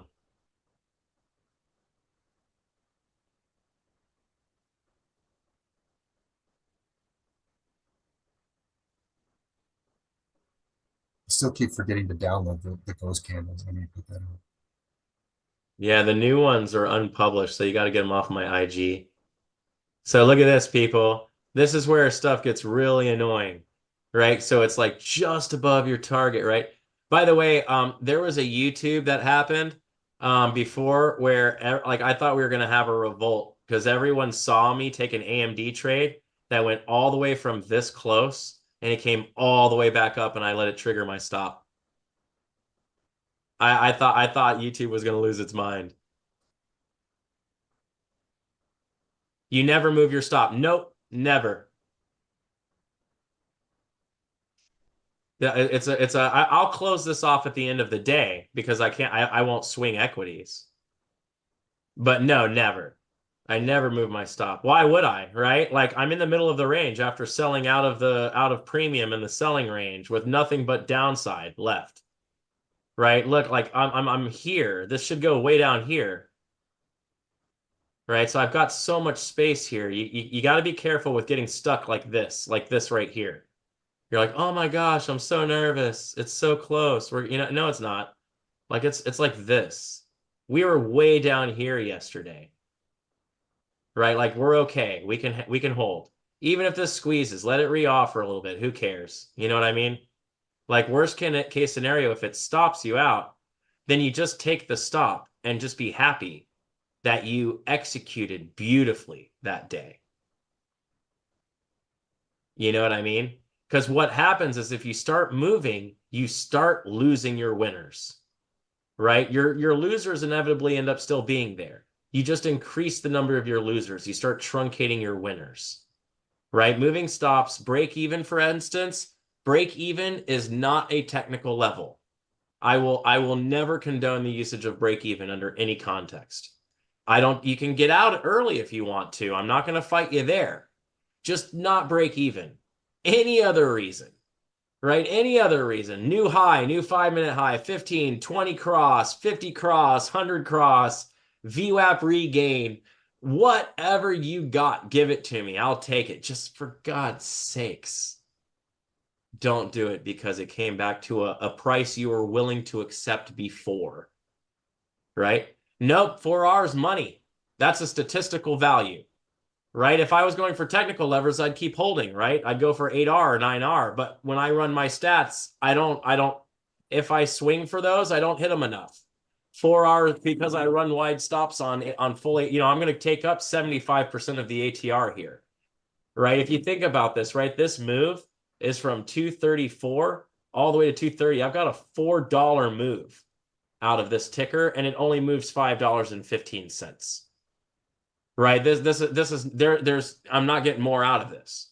Right. So I'm getting this at 4R, holding for 5R. I'd have to hold through a buying range and a lot of chop to get more out of this, which isn't worth it. It's kind of like what's going on right now. But we've got enough range down here. We should be good. I think this thing's going to go down another couple bucks. So we shall see. Time to find out. Ooh, I wish I knew how to do a poll, Nathan. We could do does Thor actually hit his target poll? Carlos, I want you to teach me how to do polls. How do I do polls? I know there's a setting you can click on it somewhere. I don't see it though. Sad. I know I logged in with my BBT account and I couldn't I couldn't post in the chat. So I logged back in. Can we do? Yeah, sweet. Carlos said he can hook me up with poll ability. Peter's the No, poll the man. the thing is everybody is the thing you got to worry about. Like, here's the main thing. Like, let's say this comes up and stops me out. Does that matter? You know what I mean? Like, is that really like a big deal? Like, what could I have done better? You know what I mean? I got in it exactly in the right spot. I got the risk I wanted. I got the target I wanted within range. I have no idea if it's going to make it or not. You know what I mean? Like why assign value to what happens to this part of the process? Right? All I can do is assign value to this part right here. Every one of you, the only thing you can control is that. Right? All you can do is control when you hit that button. And as long as you're doing that the right way, the way you want to, then you're winning, right? If you're not making money, well, then figure out why, right? Like you got something's wrong here, right? But if you're doing the same thing and you're doing it well, you're on the right path. Mohammed, what's up, my brother? Good to see you. Mohammed is a buddy of mine who has just come off of a fairly gangster trading week. Dude, look how close my freaking Amazon trade just got to its target. And now because I talked big crap, I'm gonna have to hold this thing in front of everybody. So what's up, bud?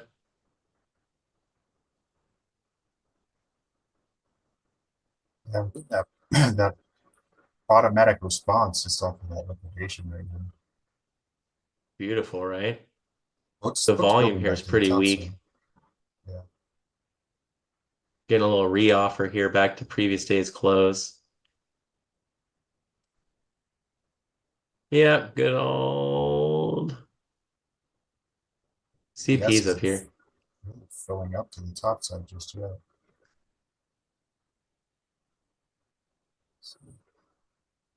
And then Q still has some large orders down there. So also, why do you 700. partial? I don't partial. Someone asked, why do you partial? I don't. You can see here, look, I literally, that's my target. That's an all out. Right? And then I already hit a Tesla trade today. Right? So you can see here, here's my Tesla trade. Look at that beauty.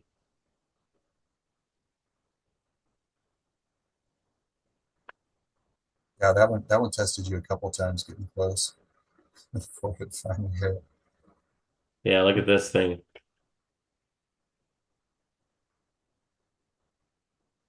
It offered really big stuff at the beginning, then offered premium and sold hard off of it. When it came down here and pulled back, I went short, threw my stop above the high, plus some, above the institutional, the spot 50. It re-offered a little, re-offered, no volume, and then started selling, and I knew I was good to go. So that was an easy one. 30 minutes or less, full run. Bam! Get some. I wonder what'll happen when MNQ reoffers S4. Thanks. I always see Andrew partialing. You should debate this with him. So Nor, here's the thing. There's no need for debate, right? I don't think either one of us would actually argue, right? Andrew's methodology is the most efficient way to make money in the stock market, period, which is have a big account, hammer it hard with a lot of volume. And if you're a momentum trader that scalps, this can work very, very well, right? But for if you have a smaller to a mid-size account, especially, right, this is going to be a very, very difficult strategy set to make you money long term, right? You really need to take the time to really grow your account to a reasonable size so that you can put on the leverage necessary to take advantage of those kind of strategies. The strategy that I utilize requires one entry and one exit, right? You can take, you can make $1,000 a day risking a very, risking a couple $100, right? Or you can average $1,000 a day risking a couple $100, right? And you're only going to be taking 1 or 2 trades a day. Right, but it's a completely different strategy, right? And this is really important for you as you're becoming a day trader. Pay attention to this, right? The kind of day trading that you end up liking to do will be highly synonymous with your personality, right? Andrew and I feel like Andrew and I are like brothers. You know what I mean? But like true brothers, we're like as different as we are alike. You know what I mean? Like, so like, he's such a great guy. He's so generous. He's so altruistic. He has all these things. But what makes Andrew happy, right? The kind of things he wants to do. What's Andrew want to do with his life, right? Andrew wants to climb the highest mountain, right? I'm going to climb this cold, desolate peak to the highest thing so I can set records and put my flag upon it. I have no desire to set records. right? I want my idea of a good time is laying on a beach with one person, right? Sipping a fancy drink and listening to some music or something like that, right? So it's like we couldn't be more different when it comes to our personalities and as far as how we approach life, where Andrew's very high paced, I'm very slow paced. Like I would rather go to an expensive dinner where it's a small dinner, but you sit there and you take 2 hours to really enjoy every little bite, right? To take the wine and you'd only drink a half a glass because every single sip you take, you're experiencing every note. You know what I mean? Like so this is why I trade the way I trade, right? Because if I trade the way I trade, then this allows me, to stay in tune with, my personal trading system and my personal style. And that will be the main thing you'll go to try and find as a trader is you'll be working to find what your personal style is, right? Right, Nathan? I mean, you're kind of in on Yeah. that, Oh yeah. right? Yeah. I mean, as you go along in this adventure, you're gonna see a lot of different traders, and you should see a lot of different traders, a lot of different styles, and then find the core strategy that works for you, and then build off of that of what you're good at. Like I'm good at partialing and adding in. I basically married Thor's system with Paris' system is kind of how I trade. So you're going to get that, and trading becomes very personal, and your style may not be extremely different from somebody's, but it's going to differ in some ways in what you do. So yeah, I mean, you're going to see a lot of things, but find the style that works for you. You have consistency with, but that could change over time, and then you could start adding other things in there as you start to get good at that. Yeah, absolutely. I couldn't agree more, dude. So, as we're getting ready to wrap up our Friday, because that went by fast, everybody, I want to talk to y'all a little bit about what we have coming up for next week. Next week, obviously, on Wednesdays are brain days. Nathan's going to be back with us on Monday to hang out a little bit more. Technical Tuesdays, I'm trying to find somebody maybe to pop in on Tuesdays. If not, we'll just hang out, people. And then Thursdays, Friday, Nathan back. So it's going to be a pretty chill week next week. But we're working on lining up some more guests to come in for you pretty soon. But I'll make sure to come by and do that. The one thing that if you want the ghost candle for toss, shoot me an email. Thor@bearbulltraders.com. I can try and forward that to you. Cool. Let's see what else. There was something else I wanted to say. Reminder out there to everyone in YouTube land, put on your calendars, October 18th. I'm going to be in Orlando presenting at the Money Show. So if you're interested in coming by and hearing me kind of present, I'm actually going to be talking a little bit about my journey to become a day trader. So it should be a really interesting presentation, one I haven't done before. We are at 486 likes right now, which I feel like for a Friday is a little subpar.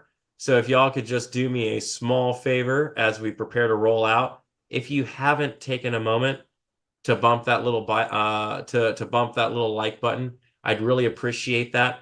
Everybody else, see you next week. As Dr. V and I like to say, welcome home. You know what I mean? This is your, Nathan, Dr. V, myself, the staff, Andrew, we're all working at trying to provide a channel for you, right? That is really what you want, right? Like your content that you're working with. So the more you can help, the more you can spread it, tell the friends about your new cool show that you're going to that you really like. So we can really push this out there, because the more influence we get here from 11 to 12, the more ability we will have. Next week, I'm going to auction off another hour of mentoring with me.